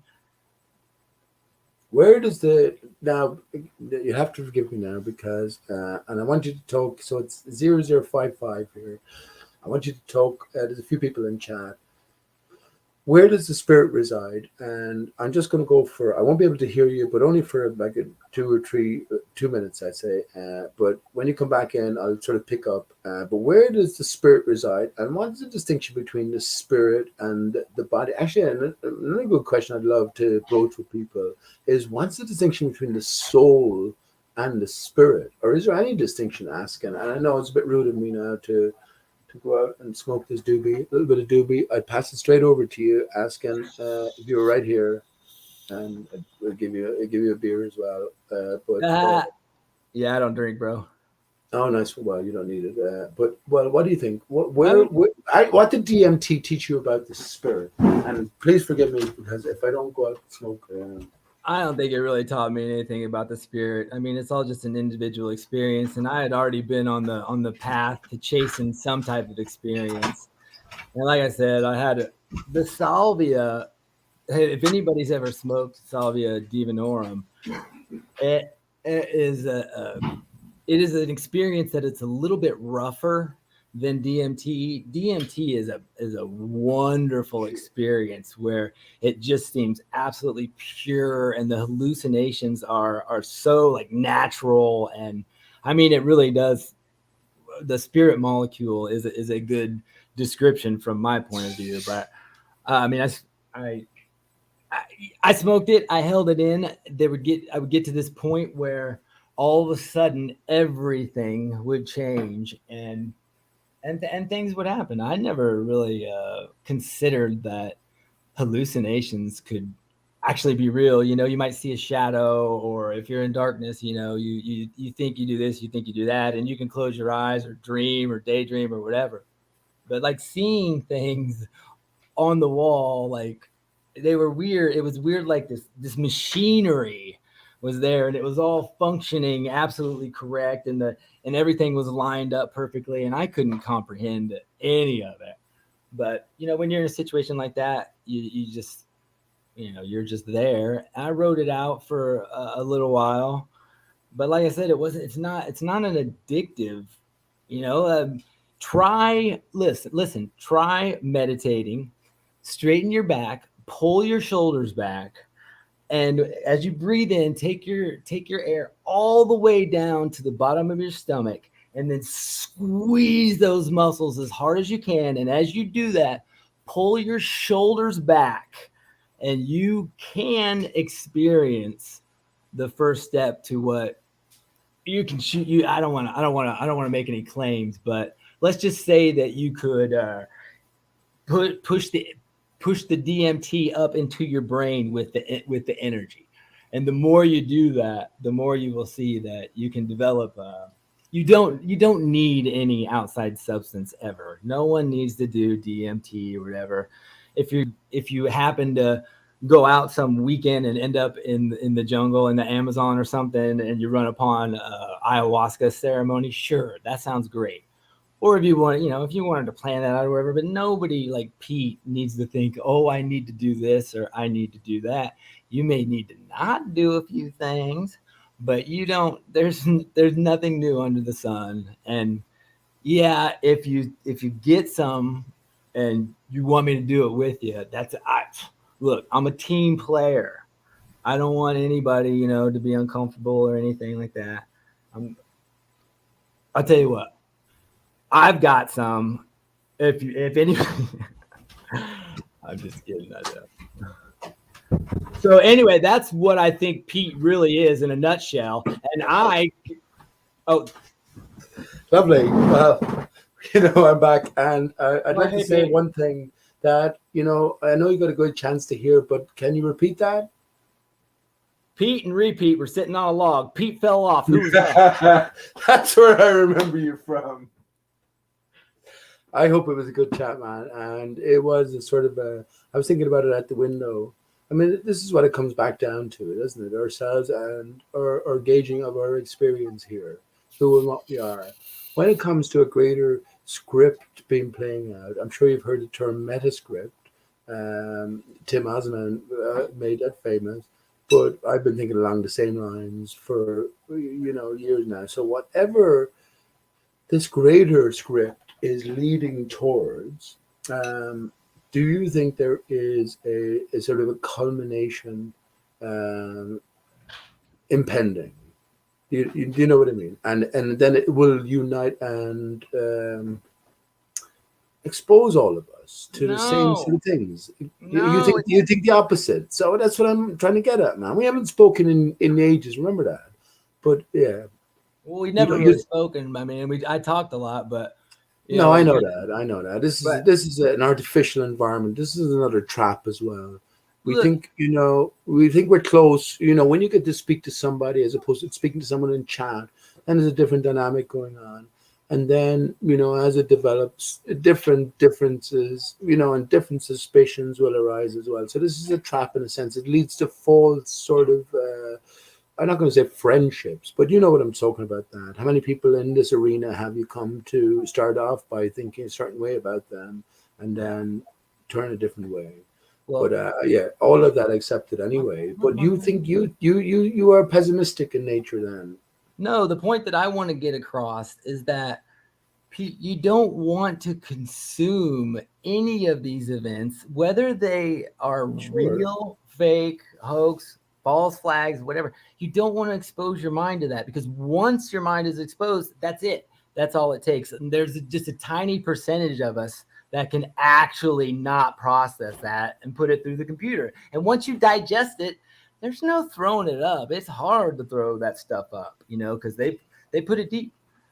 What? that's what I'm saying, man. I haven't bothered with this shit in ages. I don't listen to any of it, so I'm I moving know, that's beyond why I'm it. trying to talk to you, because you just seem like you're stuck on the old, and I'm not saying that I The know old everything. ARI-STAR-CHUS thing, right? Well, that's cool though. That's okay, but you don't want to, you don't want to just keep going around that same track. You want to either wreck or Well, quit tell me where racing. to go then. Where do You I got to go? wreck or quit racing. I'm right here. I'm telling us where to go. People need to make sure and not worry about anything. And the way you do that is that you use things like borax and diatomaceous earth and apple cider vinegar, these natural products that will detox you, distilled water. Sure. You don't need a bunch of other stuff, and that's where all your problems are going to come from. If you just stay with the distilled water and whatever makes you happy, and a little bit of apple cider vinegar with some, I drink apple cider vinegar every day. I did for a while, and it's good stuff. I used apple cider vinegar to clean ear mites out of my freaking cats, and it worked like a champ. I mean, the shit works for everything. We're snakes, and the shit works. But I also You use the say you borax used apple cider vinegar to clear ear mites out of your ass? out of my cats, dog. Oh, your cat's dogs are. Okay. No, No, but well, listen, man. And my cat's ass. okay, well, listen. What's between you and your cat's ass? That's your own business. It's cool. But He's neutered. well, listen, man. And I'll tell you something.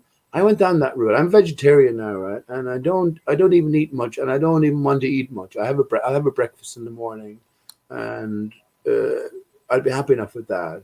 I'm healthy enough, and I feel healthy enough. I think we need to eat less and less. But I'm wondering. I'm telling you, have you family? Have you children, or have you anyone connected to you? Negative. You No, don't have to no, go that's into it. okay. Um, I mean, I don't even know who I am, so nobody else can know. But no, I don't have any children. I haven't seen my son in 7 years. I'm going to be seeing my son or trying to see him this week. You Asking him. will. It's okay. You will. But No big deal. that'll change his world You're then. All I good. need is my son with me, and I'll build a new, all the stuff you're talking about.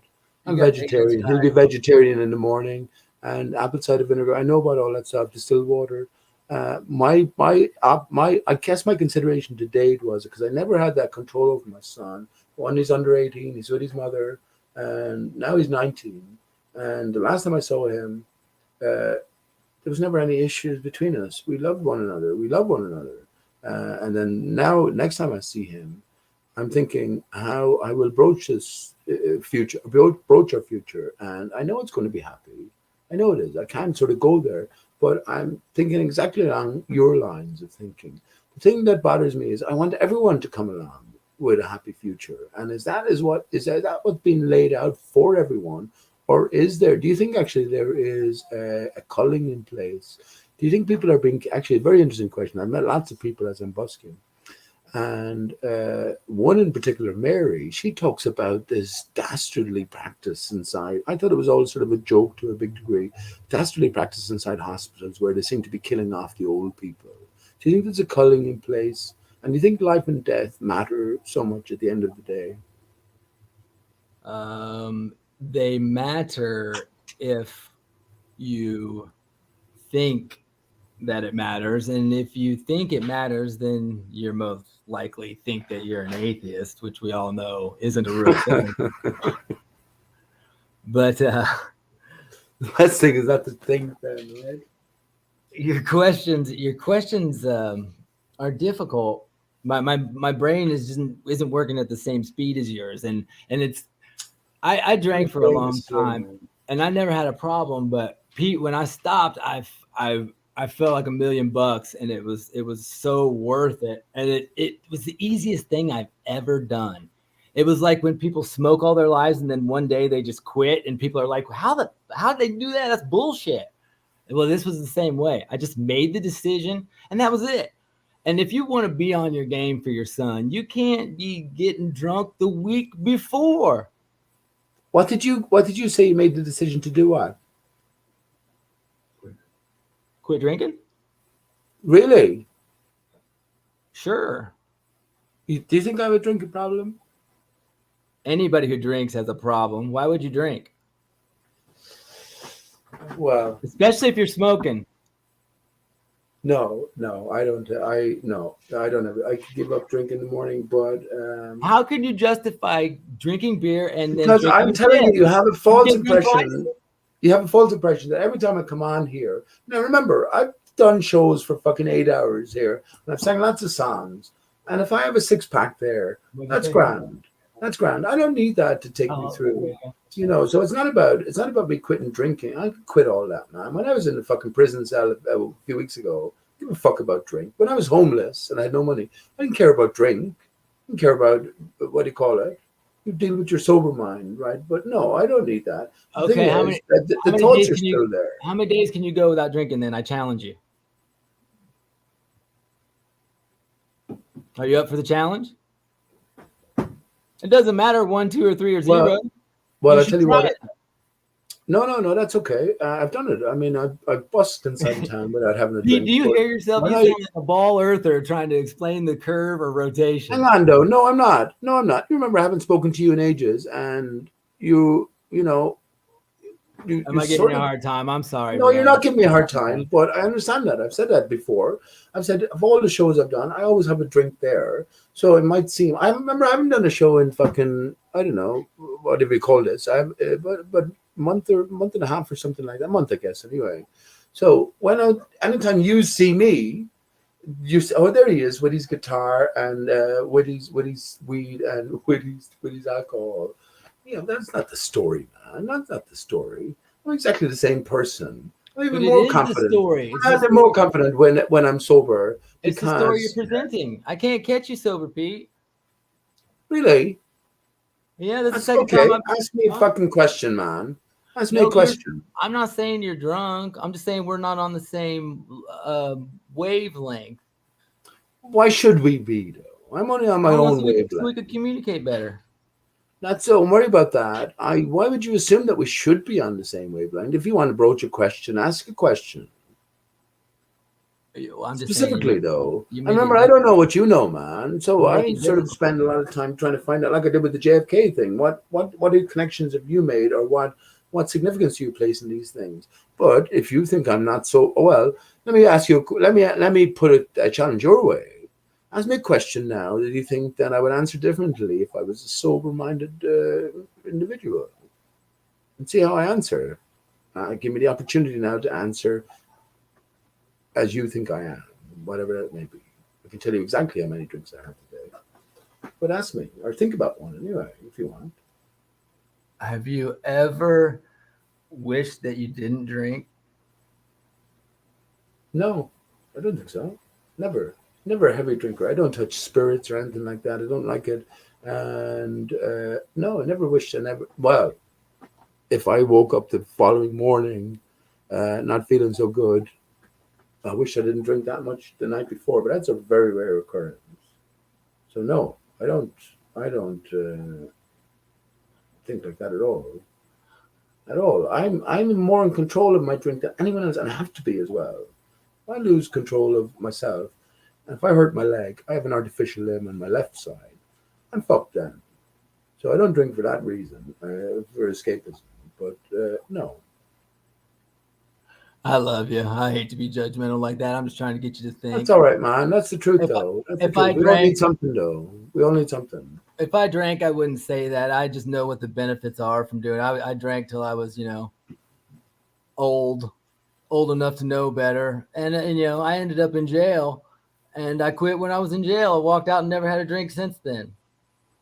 And I was a good drinker too. I was the best. How And would you feel about having a drink again then outside of jail? I mean, I wouldn't. I could care less now, but I still don't want to. I mean, it's taboo. Are you scared? Are you It's bad scared, luck, Aspen? bro. You can't let Are you things scared that you'll go back to the same? No, I never went anywhere. I just drove too fast. Yeah, but Drunk. that's bullshit as well, isn't it? How long were you in jail for? Horrible Just a experience. night. I mean, I was on some uppers A too. night. I was drunk.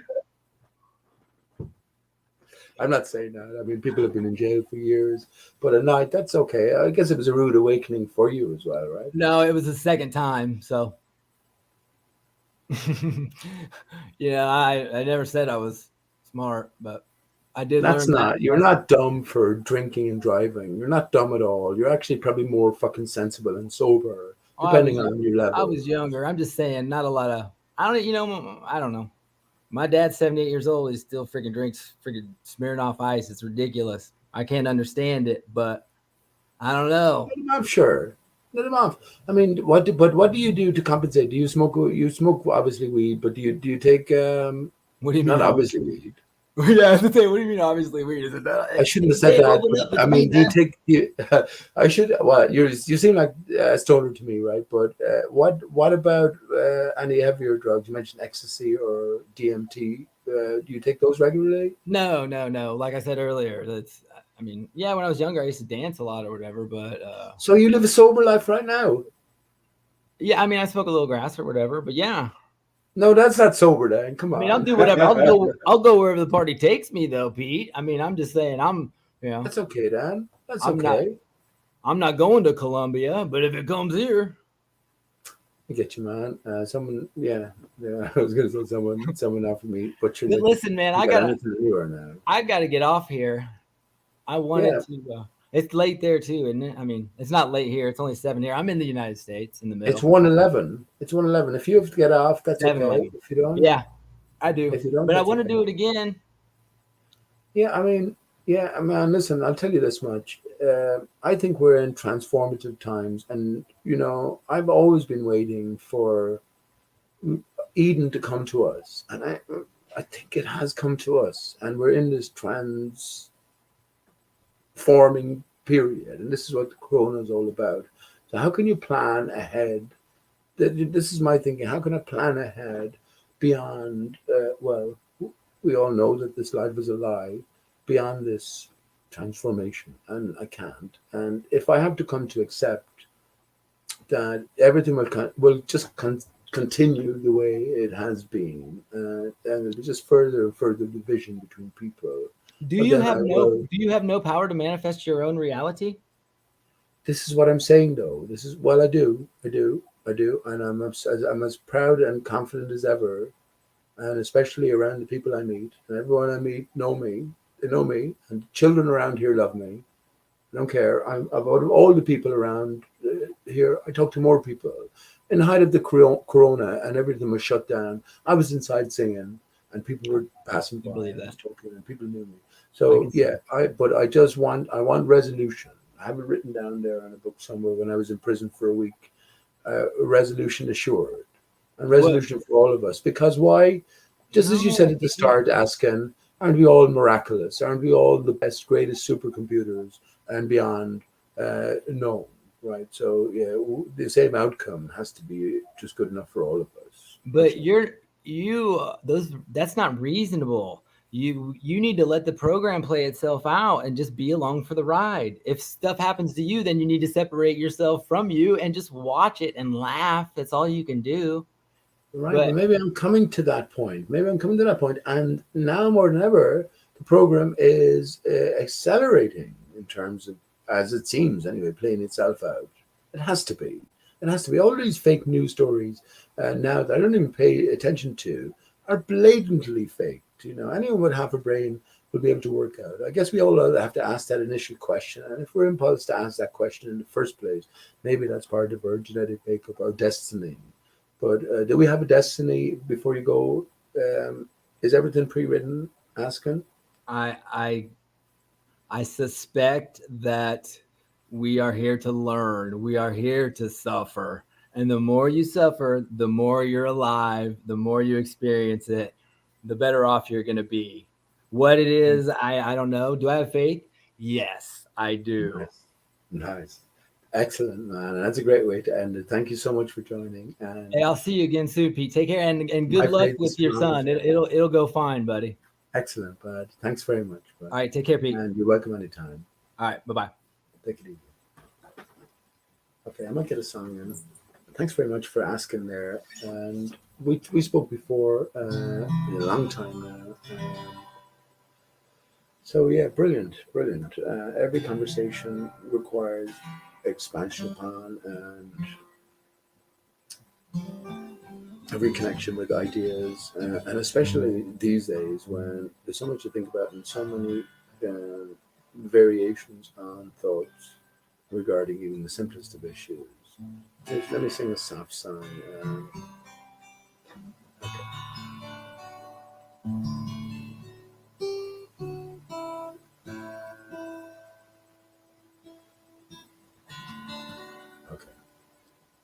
Once again, thanks asking for joining, and just a soft song that occurred to me. Some of this for Spanish Chicken's friend.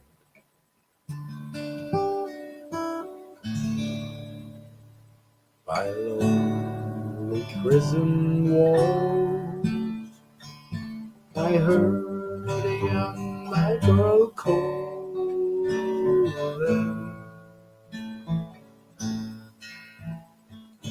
Michael, they are taking you away, for you stole your brother's corn, so the young might see the more. Prison ship lies waiting in the bay.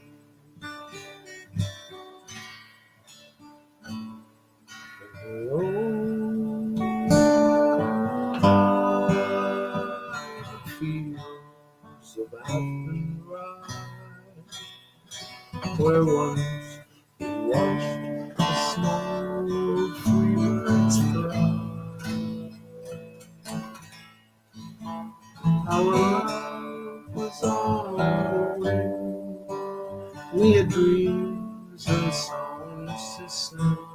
Now it's so lonely around the fields of apple rye.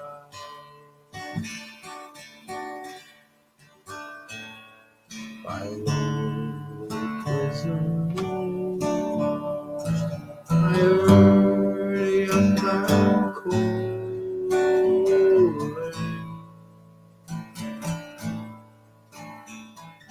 Nothing matters, Mary, when you're free. Against the famine and the crowd, I rebelled. They brought me down. Now you must raise our child with dignity.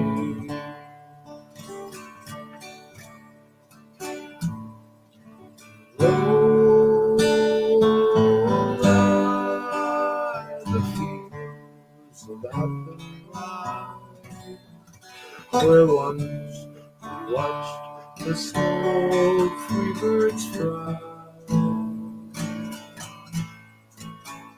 Our love was on the wing. We had dreams and songs to sing.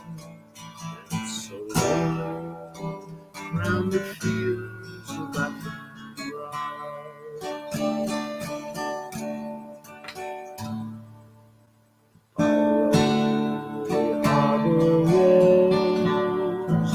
We watched the last star fall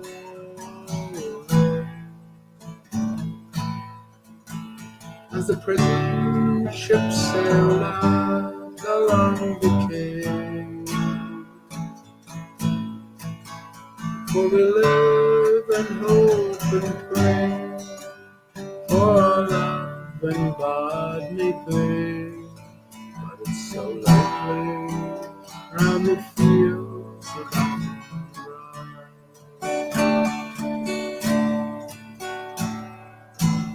Roll on the fields of Athenry,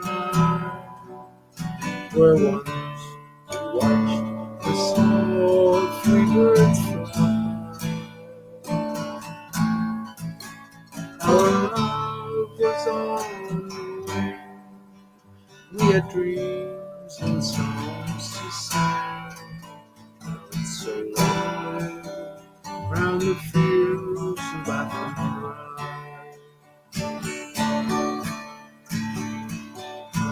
Oh, lie the fields of Athenry, where once we watched the small free birds fly. Our love was on the wing. We had dreams and songs to sing. Now it's so lonely round the fields of Athenry. It's so lonely round the fields of Athenry.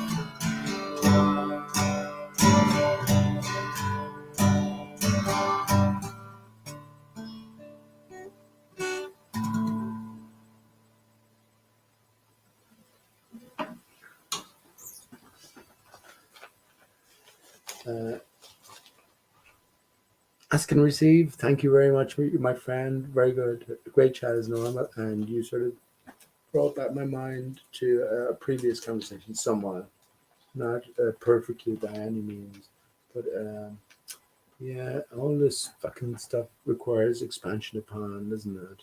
And in a sense, yeah, false environment, the internet, and being able to communicate with somebody, so much is lost outside of direct communication, direct interaction, direct ability to expand upon, a direct outside of a show.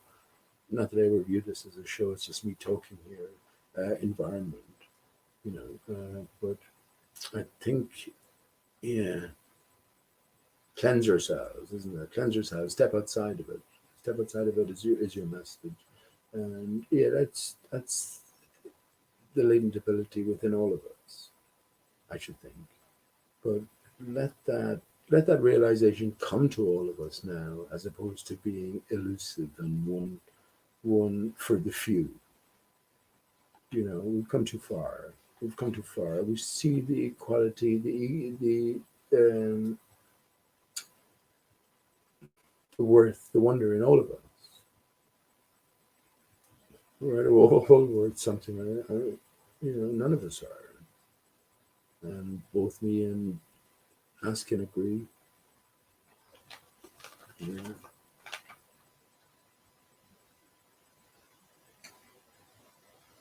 We're all priceless.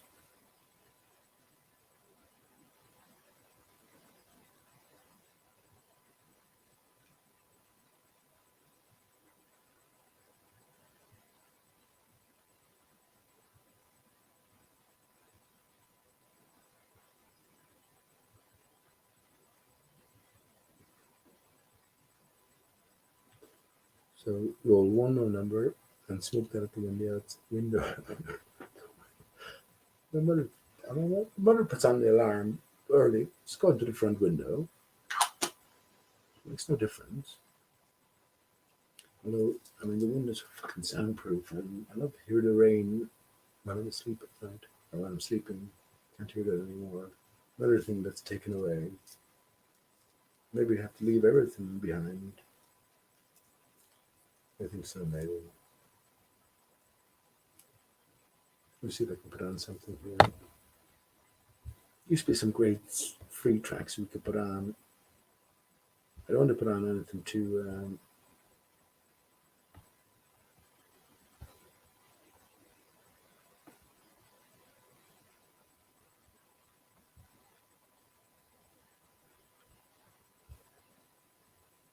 Actually, that's what I'll do. I'll put up an image just for you to consider. Yeah, and apologies to Askin as well. I mean, fucking hell, I don't get it. I don't. How I express myself here, I don't really care anymore. After the early days, and even then, I wasn't expressing myself properly. After the early days and all those finds, I made some miraculous finds, honestly. Um, so what's the point in making such an effort anymore? So I don't even make an effort. When I come on now, and as I said at the start of the show, I just want to sing a few songs and talk about what I talk about and see where things go without being too concerned about them. And then you came along and joined the show, and that led the conversation down to a different pathway avenue than it normally would have done. So yeah, it's all about nothing or it's all about something. Take what you take from it. So in the meantime, as I'm just going for a cigarette, I might get another squeeze another song in after I smoke this blunt, right? So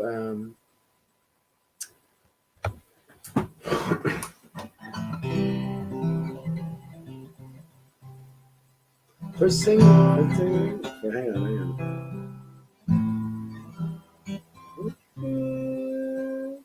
For singing conspiracy songs he was taken.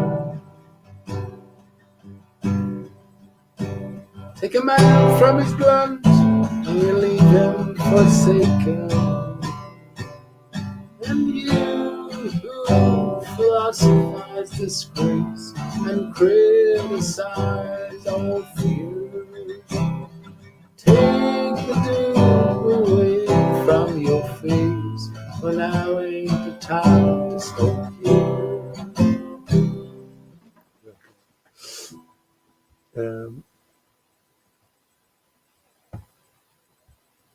Let me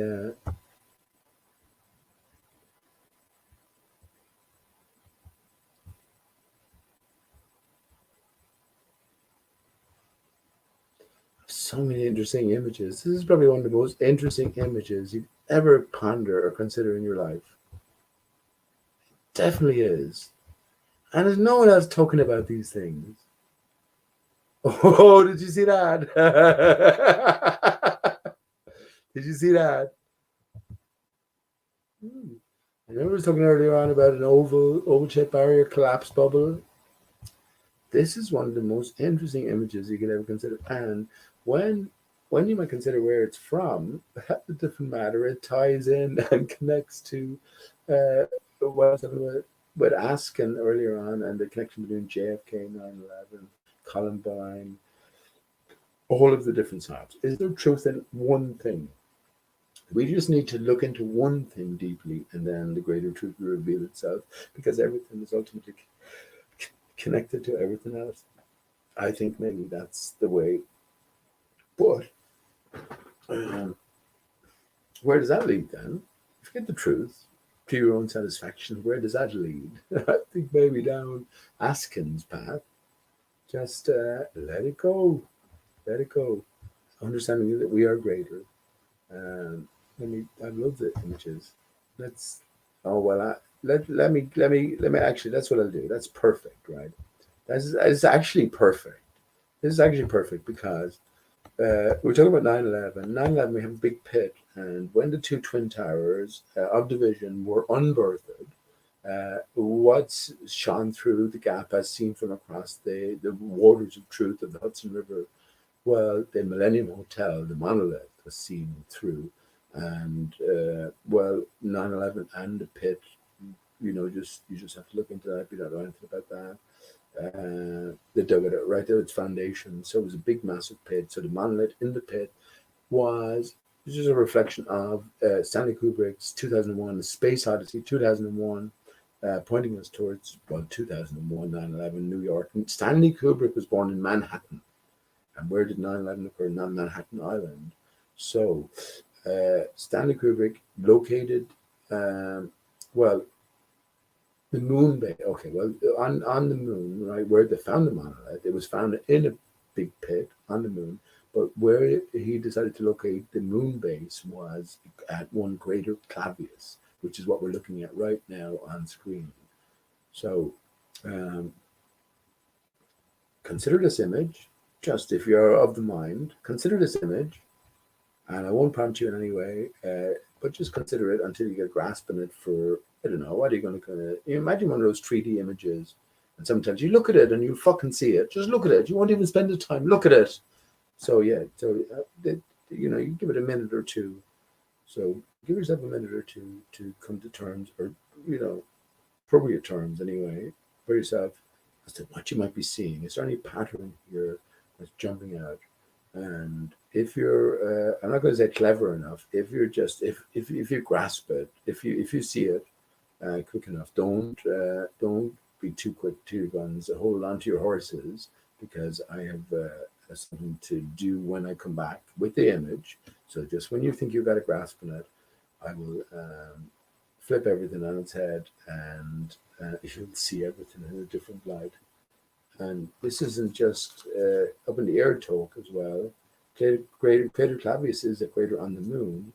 And just to give you a little clue as well, of course, the moon seems to rotate 180 degrees as it traverses our, southern sky.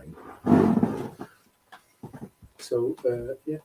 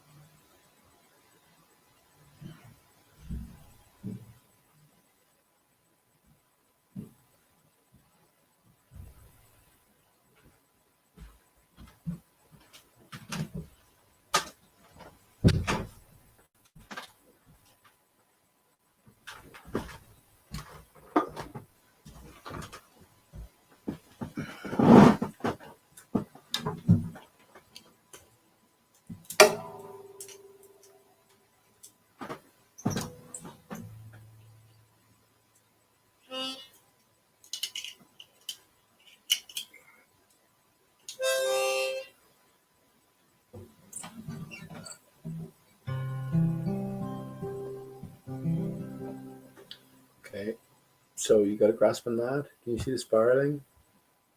Hope you've seen the spiraling. What will blow your mind is every one of these craters is the same crater. It's just like a whole of mirrors expression. So once you see the spiraling, have you decided which direction the spiraling is?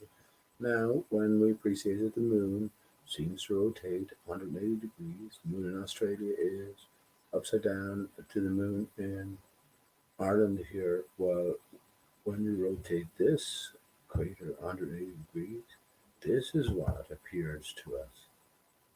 Now, can you see the distinction or the difference? Let me just. Here we go. Now, consider that. While you're doing that, I'm going to sing the final song for the night. Down pretty low. I'm going to pick it as well.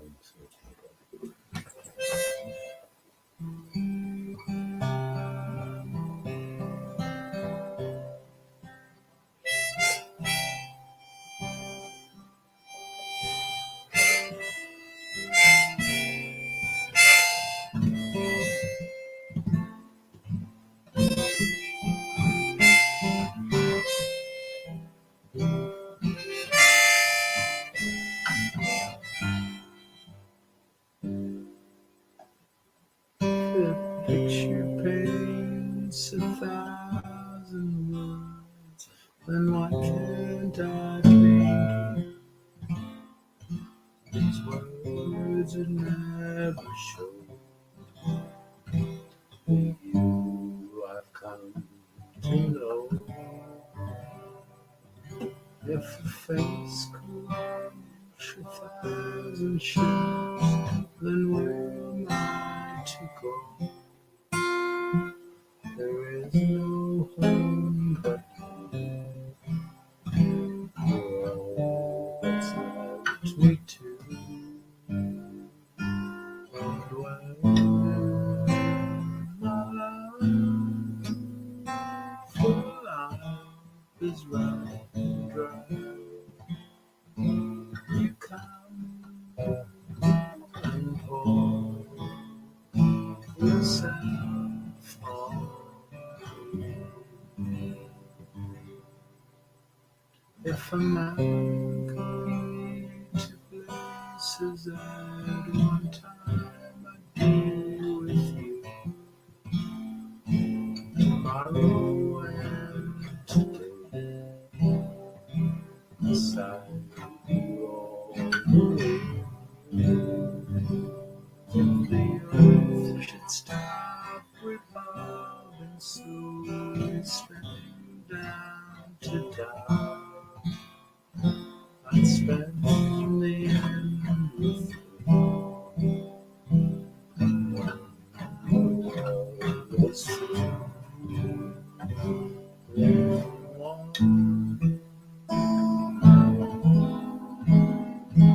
the stars would all go out, and you and I would simply fly.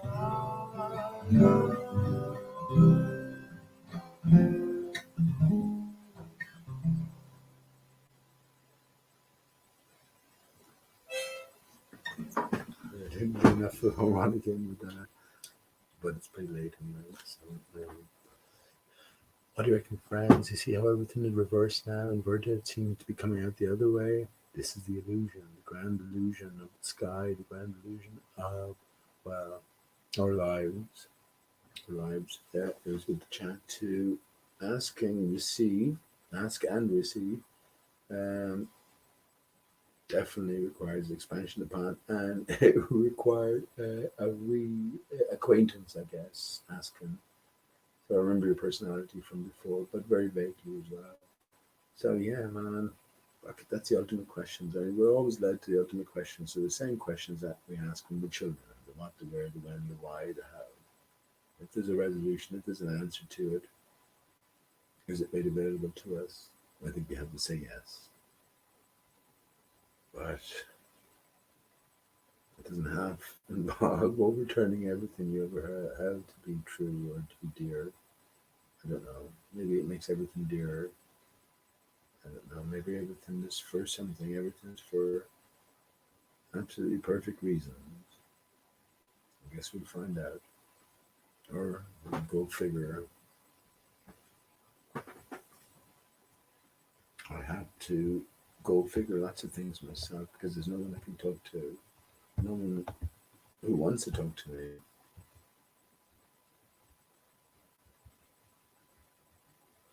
With certain things anyway. But yeah, sorry for not getting into the chat earlier on. YouTube, how you doing, Ute? I actually I saw loads of names I hadn't thought about in ages. When I just unblocked everyone, but I blocked everyone because you're in my chat here, and I saw someone else referring to you. You know,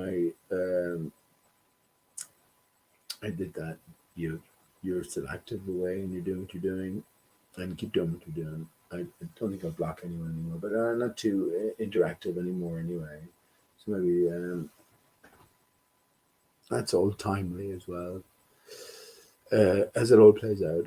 I'm sorry for not saying hello to the people in chat. Emerald Rider, how you doing, man? I didn't say hello. I know you've been here from the start as well. Pete plays the 509 song backwards. Yeah, what do you reckon to that? Play the 509 song backwards. I think you're saying song, right? Okay, I never even heard it. I'm a shit researcher. Honestly, I'm a shit researcher. So that's the only song that I have difficulty connecting with ultimately ARI-STAR-CHUS. So ARI-STAR-CHUS, the divided tree of life. The talk, missing pieces. How clear could it be, right? Missing pieces. Starts off with the dodo, and the dodo represents after the flood, when the tree was cut, the changing face of the land. Then we have Merman, song number 2. Can't remember song number 3. Song number 4, Stump. Ascension Day, or Green Grass. Green Grass was a new grass was the song number 3. Song number 4 was Stump. Number 5 was Ascension Day. Number 6 was 509, and number 7, which I couldn't find a connection to 509. I think it should be more obvious now that I don't need to play anything backwards. And I also think I have some progress made in that I made a note of in my computer notepad here. 5, of course, is half of 10. 5 and 5 is 55, which is it half or is it double? 110. Now, the Twin Towers had 110 floors each. If we decide that 6 is half of 3 instead of double 3, then we got to reduce everything down to its basic factor. So the 110 comes from the 5 and the 5. The 5 and the 5 add up to 10. What is a 10 but the I and the O, right? I remember I was in that earlier on, the I and the O. That's the 10, ultimately. And, well, I think in a sense it's the ultimate division. But, yeah. Do I need to listen to it backwards? Right. Well, fucking would I even do that? Emerald Rider, I'm not sure. Because I think it has to be more superficial than that in a sense. I don't even know the song. I don't know any of those songs. But I know that what's presented is significant. Who did I want to say hello to earlier on? I'm a shit host, haven't I? I'm a shit host, but I could be the best host. If I plan, I've not written down, no notes to plan to talk about, because we've really gone beyond that at this stage. I hope, what do you call it? I hope something might come. I don't hope for anything, but I hope something might come from that Veritasium thing. It was very interesting. For the longest of time, since I've been to Flat Earth, I've come to realize, right, it's all scripted. It's not as if we're coming across new information here and reviving something. We're not mavericks. No, it's all fucking controlled. Anything we know is already known. It was given to us for us to know. So what did they know is the question. Finding out who they are is a different matter as well. But what did they know? Understanding then that, well, they're playing a part and they are acting according to a greater script. Very interesting that Askin was talking about the Mandalay Bay. I've completely forgotten about that. The Mandalay Bay bullshit nonsense. But I mean, he seems to have a particular take on it. I'd be very interested to hear about that, which led me to the question that, like, if the Mandalay Bay fakery hoax is a theatrical reenactment of some way or some sort on the JFK assassination, and that whole scenario or scene, well, where does the truth lie? Can we garner truth from just looking at the Mandalay Bay hotel alone, whatever happened there, without having to see a greater context, or do we need to follow the greater sort of cumulative steps to lead us towards some greater resolution or execution? That was the question, but I'd love to hear him go deeper into that. Be an interesting conversation. And by the way, if you haven't done it, ask and receive. You should ring into Tim Osmond at some stage. Honestly, I'd say you definitely a lot to contribute and to add there. But yeah, I'd like to explore that a little bit more, because remember, the stuff that I talk about regarding Jay, no one else is talking about. Tim Osmond doesn't even talk about the stuff I talk about, or I think about anyway, at least. And I do a lot more expressing. I did a lot more expressing on his Discord than I do on the channel here. I mean, I forget about everything, and yeah, it just seems easier to me to bring it down to the bottom line. And that's where ultimately JFK. JFK is just a bit player, or JFK Jr. or QAnon. They're all just bit players and everything. The ultimate bottom line is, for me here, the tree of life. The ARI-STAR-CHUS divided, right? Collapse barrier. Now, reinflation of that barrier via all of the steel structured towers, the spires. This is what the spires, loads of spires went up around the millennium. They're around just pre 2001 2000. Y2K. It's a very interesting choice expression as well. Y2K. We know that the second highest mountain on Earth is K2. Kubrick, if you read the word Kubrick, so basically telling you that Kubrick. So you and I are equivalent, and we are both KK. So there we have K2 as well, in the second highest mountain, Everest. Remember, I was talking about the E. Well, I wasn't talking about E, but I was talking about the ST, Everest. Everest is the highest mountain, and all named for a reason, because of Edmund Hillary. Was it Edmund Hillary? Mount Everest? Yeah, it wasn't it. Well, actually, Edmund Hillary. I guess he was the first to climb Everest. It was named that beforehand. Okay. Anyway, yeah, all a clue for us. All clues for us. If ask and receive, if you're sort of suggesting that you transcend beyond that, we don't concern ourselves with all of this, all of these theatrics, all of this drama. I can get you, man. I can get that. I think you have to separate yourself then from all of it. Off grid, as you say, or live outside the system. But where do you do that? I lived without the legal name for 5 or 6 years, and the ultimate choice was then to go back. If I go back into the system, I have to use the legal. If I work, I have to go back and use the system in a certain way. And you come to a different understanding as to what exactly the banking system or the legal name system is, and it's all got to do with well, ultimately our relation to the land, and well, our relationship to God as well, the Creator who gave us power and authority here. And we first of all had to come to know where we were. And this is where flat Earth comes in. It's a stepping stone. It isn't flat. It isn't flat, just like a table isn't flat. The surface of a table is flat. The Earth isn't flat. The guitar isn't flat, but the surface of it's flat here.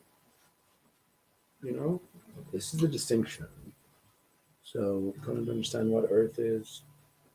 That's what I say. And I said it to someone. I said it to the guy cop today, and I said it with passion as well. Friends, not friends, and to say here, but just because he was over there in the shop, and I went over to him and said it to him. But as I was leaving, and I said it with passion as well, I said, I told you all I was king of ARI, but you don't know fucking why, and you don't know why. You don't know why. I don't know why. He's taken a subservient position. If he's betrayed that position, I said all this to him. If you betray that position, then that's on you, man. That's between you and the Creator who you took the oath before. Anyway.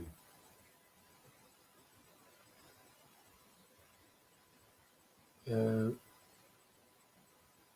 yeah, nice one, nice one. Sorry for missing anybody. I missed everybody. Let me read a few comments here. Emerald Rider says, demasculating man and making women more manly. That's no joke, dude.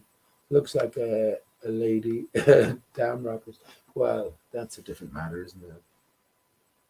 Yeah, there's a changing relationship between women and men, definitely. But to tell you my story with my woman, you wouldn't believe it. You wouldn't believe it. My so-called woman. It's a tragedy, man. It's a tragedy, and that's only been information I've found out recently as well.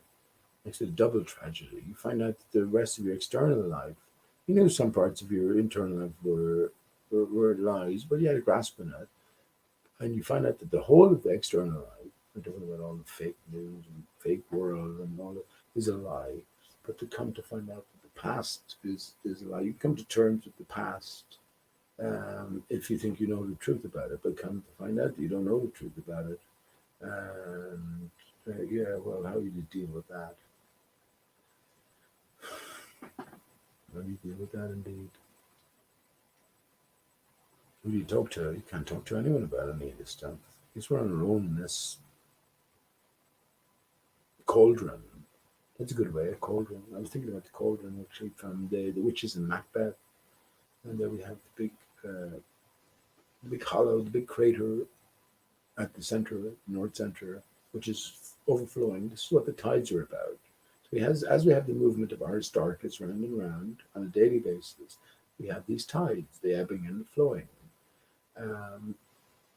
Yeah, that's just the daily motion. We have the in and out motion then at the same time, right? Which is continuous. Everything is continuous. But this transpires over a monthly basis, and this is why we get the phases of the moon.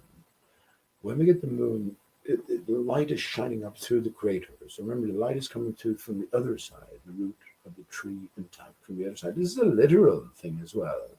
This is not a, yeah, you know, it's a literal thing. Best way I'm picturing it, seeing it, and also just piecing together some clues. What does it matter? Well, it matters everything, I should think, because it's all about us as well. It comes back to our natures, our divided state. I repeat myself. What am I supposed to do, though, man? What am I supposed to do? Present something new? Talk to someone new? If I was talking to someone new, I could present something new. I have to have a direction and a goal then, right? Taking you straight to where I'm at now myself. And yeah, this rebuilding, this repairing of the barrier, is it natural? Is it coming from the true divine source, or is it sort of a contrivance plan, a plant within the greater construct here? It's just the next stage of the matrix.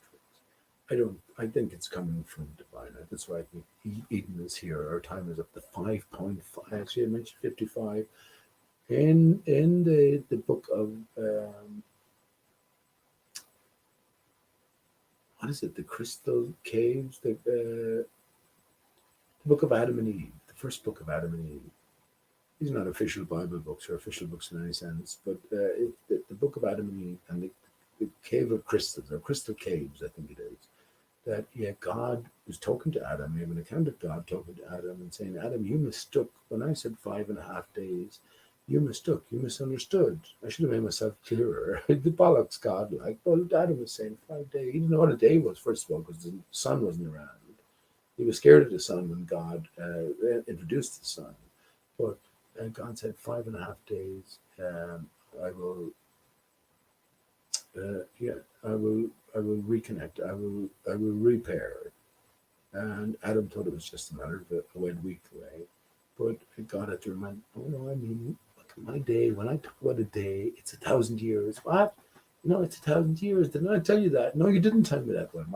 My bad. Fucking hell. What do you do with that? Hang on. I didn't know who I was a minute ago. Next minute, fucking wife had an apple. I didn't know who my wife was. She had an apple, and here I am now.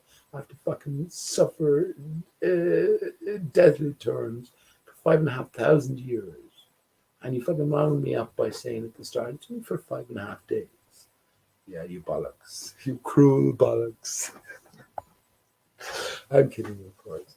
I'm kidding, but well, that's all in the cave of treasures, and none of this stuff is true. You can take that as being exactly as kosher as any of the books in the Bible. It's not true, but it is true, all of it. It's all the true for us, and it's all the same hand behind it all, the hidden hand.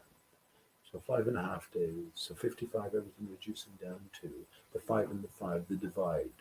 So you 5, me 5, 5 and 5. But that's only half the story. That's only half the story. What's the ultimate story about? Well,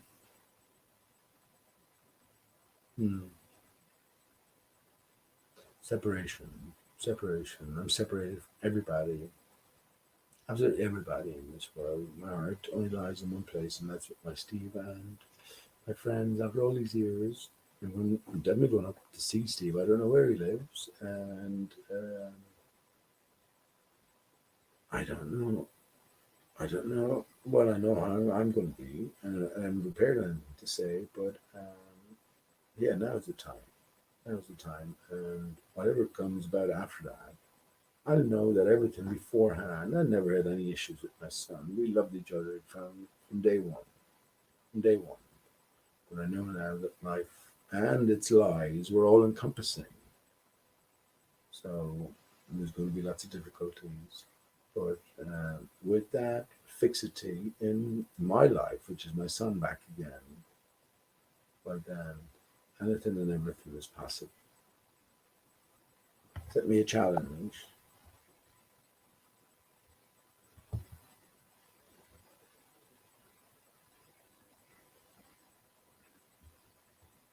I'm a writer. It's Adam and Steve. Isn't it funny that Steve is STEVE, which ST at the front, right? I have written this down. Consider this. 7 is S. So we're all born into sin, right? Which is the SIN. S I am in, right? So what's that S represent? You see how S connects one side to the other. We talked about our right brain connecting, or actually right brain controls our left eye. Isn't it funny how it's such a close, so it immediately goes across. Hang on, I'm looking at the camera here.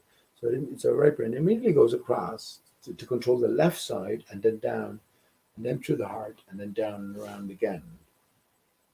So this is an actuality. This is a representation of the nature of our division. It has to be. And as I say so many times, we can all relate to it. As a male, the fluid pools in the testicles, right? Something has been cut off. The male and the female, their genitalia are, one is the shadow, one is the extension. Yeah, so we can relate to that. The female has the breasts, is where the fluid pools. So there's obviously that divide, and when that divide is bridged, but then we have, ourselves. We come into being. So it's this vital fluid that's revered. I have no qualms about saying anything. I can appreciate Askin's point of view there. You must be a fucking alcoholic, man. You must think about drink all the time. Don't, man. I don't. What about 200 shows over the last 4 years? That's 200 shows over how many days? It's a small percentage, right? I do come on, I do have a few beers, and I have a few beers. Otherwise, I don't pass any apologies to anyone. But you meet me sober, I'll probably be more keen. I'll probably be more keen. don't need the beer for anything like that. That does help. Does help, but no, that's not the point. That's not the point. So impressions are formed. I think what life is about impressions somehow, and well, impressions soon fade, or can be made to fade easily enough anyway. Um, I probably had fucking 6 beers, every one of them Emerald Rider. But fuck it, like, what are you gonna do? What are you going to do? Not every one of them. I think one of them I definitely had dropped or not an ecstasy, an acid tablet. Had one of them. I can't remember which show that was. About 2 years ago. I feel too much different, but I don't listen back to the shows. That would be interesting listening back to, and there's certainly lots of shows that would be interesting listening back to because, especially the early days where I had things to present, and I was closer to the mark than even more than what I know. And I know that I was nearly spot on the mark on lots of things. Will Smith being Barack Obama? Hmm. You bet what you like. I bet you no one will bet me 10 grand on that. I'll take you up in a moment on that one. So the 10 grand on whether the earth moves or not and they can prove it, they're not going to take that up because they can't prove it. The earth doesn't move, the earth's surface. Not no way to prove it. But Earth itself does move. And you see, this is what flat earthers. I'm not going to say flat earthers, but this is where you have to at least consider flat Earth to understand well Earth in its greater context. And if you don't do that, or if you don't want to do that, well then what are you not part of Earth? Mother Earth? Who do you think you are? If you're a mother, who do you think you are? If you're a woman, who do you think you are? I'll tell you who you are. Would you believe it? Did you believe the scientists? Did you believe the greater minds, the giants of science? Fucking hell. You didn't pay attention to yourself. You didn't pay attention to the signs. That's a good one, actually. Science and signs. You didn't pay attention to the signs when you were told to.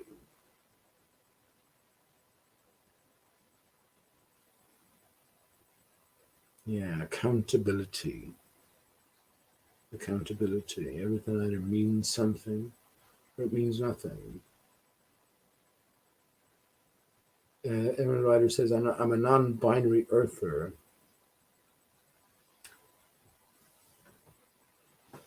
You are what you are, man. You decide that. You decide that. You tell me what you are.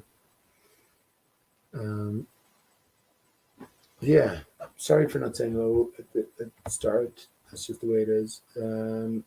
And for all those other people as well. But Steve's very interesting. Yeah, but I mentioned 7S. We're all born in sin. SIN. So S and N are letters of division. If you look at the letter N, we have the 2 pillars and ourselves as well. The 2 pillars and the connection down the diagonal from the top left to the bottom right.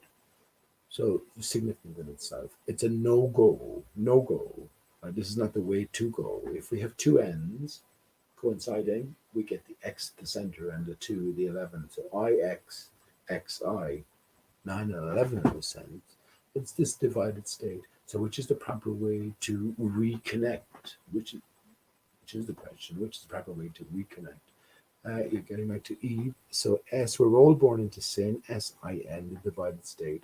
The S, I think, representing the soft tissue, right? So the brain, the organs, the skin, etc. That's the feminine sort of the O representing within the O, and then we have the skeletal structure, the bone structure, represented by the 1. So yeah, we have a certain divide. If we take the O and we twist it, then we get the 8. If we divide the 8 in a certain fashion, we get the 2 S's, the S and the S. Remember, our left brain, that's my right side, controls our right side. What meandering around, but fundamentally, that's it from the top down. Also, yeah, as I mentioned to Askin, we have a hemisphere, left hemisphere, a right hemisphere of our brain. When you add a hemisphere, you get a sphere, but our brain is a hemisphere. So what's going on? Are people stupid? Science stupid? Or is it a greater series of clues? You know what I'm going to say?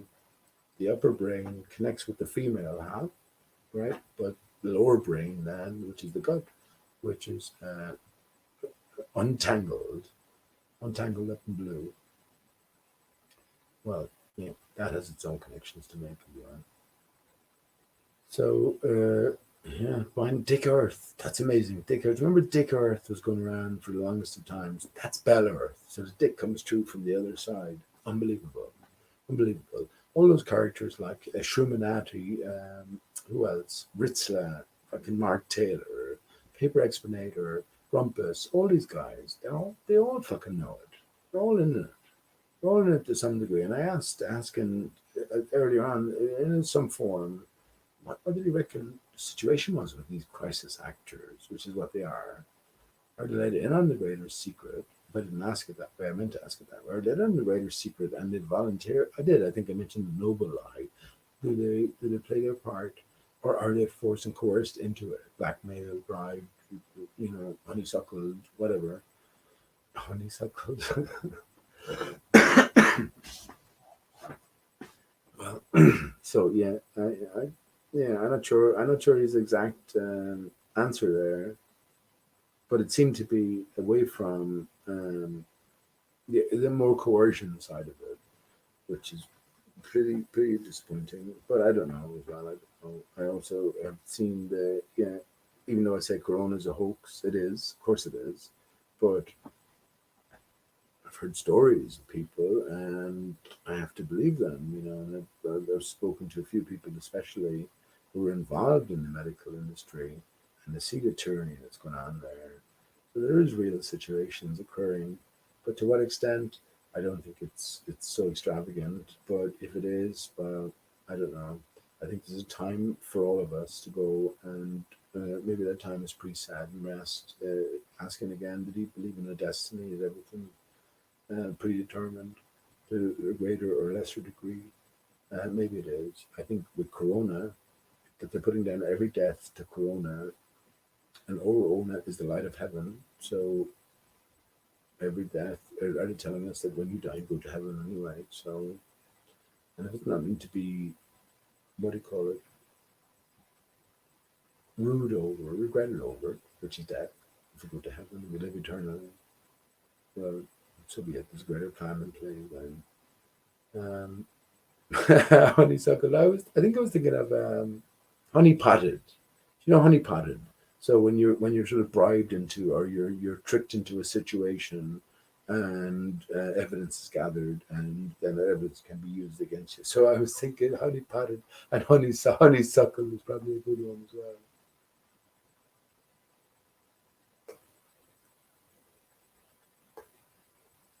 Um, yeah, interesting time. So we just moved beyond the eighth, and well, I can't say anything extravagant happened. Um, Dog Days of Summer ends on the 11th of the 8th. So some interesting times ahead, maybe for paying attention. There seems to be a lot of movement in certain directions. I reckon that all of the news now, everything has become so obnoxious, and if you're not waking up to it, if you're not asking serious questions, then there's something seriously wrong with you because it's been made so obvious. But what is in line for us all? Well, it has to culminate. It has to resolve. As I say, I'm going to be going down to see my son this week, and it will be after a 7-year gap. Maybe resolution is on the cards and is always meant to be on the cards. Who knows where any of this leads? Who knows what to make of anything at this stage? You're the best judge of that, my friends. Trust yourself. The great thing to ask him and we agree on is a greater nature.